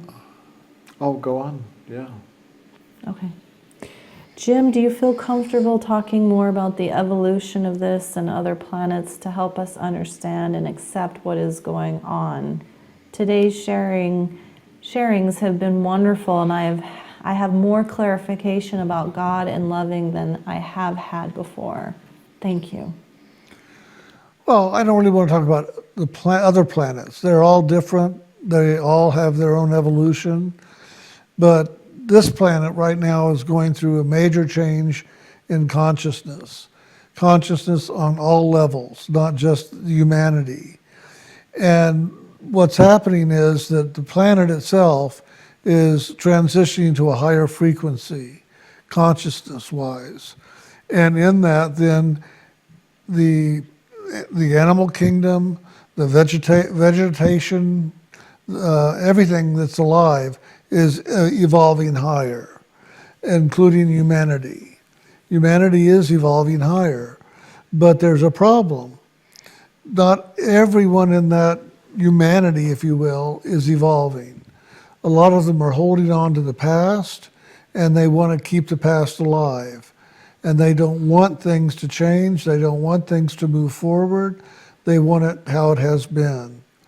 And that energy will eventually dissipate, will die off from this planet, and then they will go to another planet to have their experiences continue. Those that remain on this planet will remain because they're willing to move into a higher frequency and move with the planet in its evolution and growth, and humanity will continue growing at that level. And the animal kingdom and the plant kingdom and the insects are going to be moving to another place as well for their own evolution, because they're not ready to go into the higher frequency that this planet is going into. Not even about humanity, but this planet. And so they're moving now to other places. They're not going to go extinct in their evolutionary growth, but they may go extinct in the sense of the animals that we witness now are dying off and not, coming back. So it's just a matter of allowing these changes on this planet to take place, but recognize if you're on this planet, it doesn't matter to you, because you're on your last lifetime. You're on the pathway that is going to take you home to where home really is. And there is no evolution there. There is just a presence of ever being in the loving, ever being the spiritual being that you are, and not caught up in all this energy of change and transformation and higher and lower and whatever. So, honor what's going on this planet. You're going to witness it, that's for sure. So honor it and do your part for yourself to take care of yourself in the process of all this change, and do your part to help the planet move through what it needs to move through if you can. Whether that's, I don't know what it would be, but anyway, whatever Meditate. it would be. Yeah, meditate. Loving, accepting, and forgiving it There all. you go. There, that's good. Okay, thank you. All right, so last one. Question about connecting with God within others. Thank you so much for today's sharing and for all that you've been sharing over the years. My question is about connecting with God in others. For the last few months, I've been experiencing a connection from my seat of the soul to others. Not with everyone and not every time, but it can be via a Zoom call, or when I bless a friend's name in an email, or sometimes when I'm talking to someone in person. I feel a sensation above my head, and also a feeling of sharing loving, sharing light is the best way I can describe it. It's a two-way connection. It's lovely, and I want to be able to experience more of it. Maybe this is a clue to show me when I'm connecting to people through loving? Question mark. Is there a way for me to be this way with people more frequently? The only clues I have are staying present in the moment, doing the LAF, and also doing my best to keep some of my focus on the seat of the soul when I am dealing with people. Dealing with people has been a big challenge for me this lifetime. So if that is changing with God's help, I am very grateful. Thank you, Jim, Brian, and Kelsey, in loving.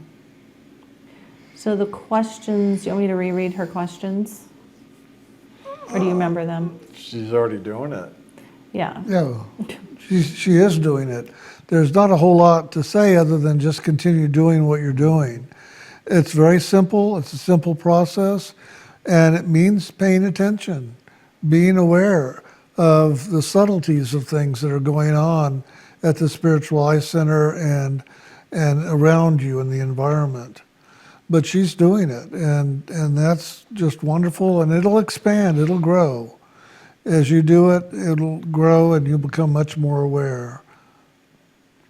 Yeah, there's really not anything to add. They already listed out all the ways by which to do it. And as you continue doing that, you'll just kind of learn the nuances that you can do your part always to connect with people, and you'll find the people you'll make a better connection with is because they're more open to it. And you'll find people that are not so open to it, you'll find it won't work as well. Because everybody has a freedom of choice to the level of connection they want to make, so to speak. And don't try to change that. Let that be okay. So you can always do your part, though. Keep doing that. Because in you doing that, one, you're just going to enjoy life more, to say the least. But two, you're going to realize, see, learn a lot more doing that. And in so doing, you'll also learn how you can be or communicate or do with people according to the level of their openness as well. And that's a very valuable tool to have in maneuvering through life on this level, let alone other levels. So you're right on track. Just keep doing. We really don't have to say anything, because if you just keep doing what you're doing, you're going to discover all this anyway, like you already are. I just would encourage you to keep doing what you're already doing and enjoy the process and what you discover along the way with it all. It's a nice one to do. It's a nice way to live while you're here in the world doing day-to-day stuff, for sure. Mm-hmm. That way you're really keeping your eye on God literally throughout the day, because you're looking for the God. You're coming from the God within you and looking to the God within others. That's the best way to live life, for real. But then don't try to make others wake up to it. You can find ways to nudge people, play games, offer the opportunity, but not try to control or make anything happen. And that's part of the fun. When I say it's all entertainment, you know, that's kind of how it is. You find ways to have fun and play with people and not take it all so seriously, or when you do, you learn effective ways to really, you know, move yourself in whatever situations into more of a loving place. That's good. Well, that was a wonderful day. Yeah. Yay. Yay. Very Yay. good questions and sharings, Yeah. and Nothing about the holidays. Maybe that'll be next class. well, maybe the holidays aren't so important. Yeah. It hasn't really started yet. Till next week. They're the outer distractions, That's right. Well, but as they a can be fun distractions. Yeah. As a reminder, next class is December 12th. And happy holidays. Yay. That's it. Happy Thanksgiving for everybody here in the Yeah. States. And Enjoy the things you're grateful for, and find gratitude for the things you're not. so just I'm be so grateful I'm not involved in that. I'm so grateful I'm not part of their life. I'm so grateful. I was gonna say, so just be grateful for everything, basically. Most most of all, I'm grateful for God. Yes. Nice. Okay. Awesome. Well, thank you all very Wow. much, and have a lovely next month as you move forward from here, and we'll see you in a few weeks.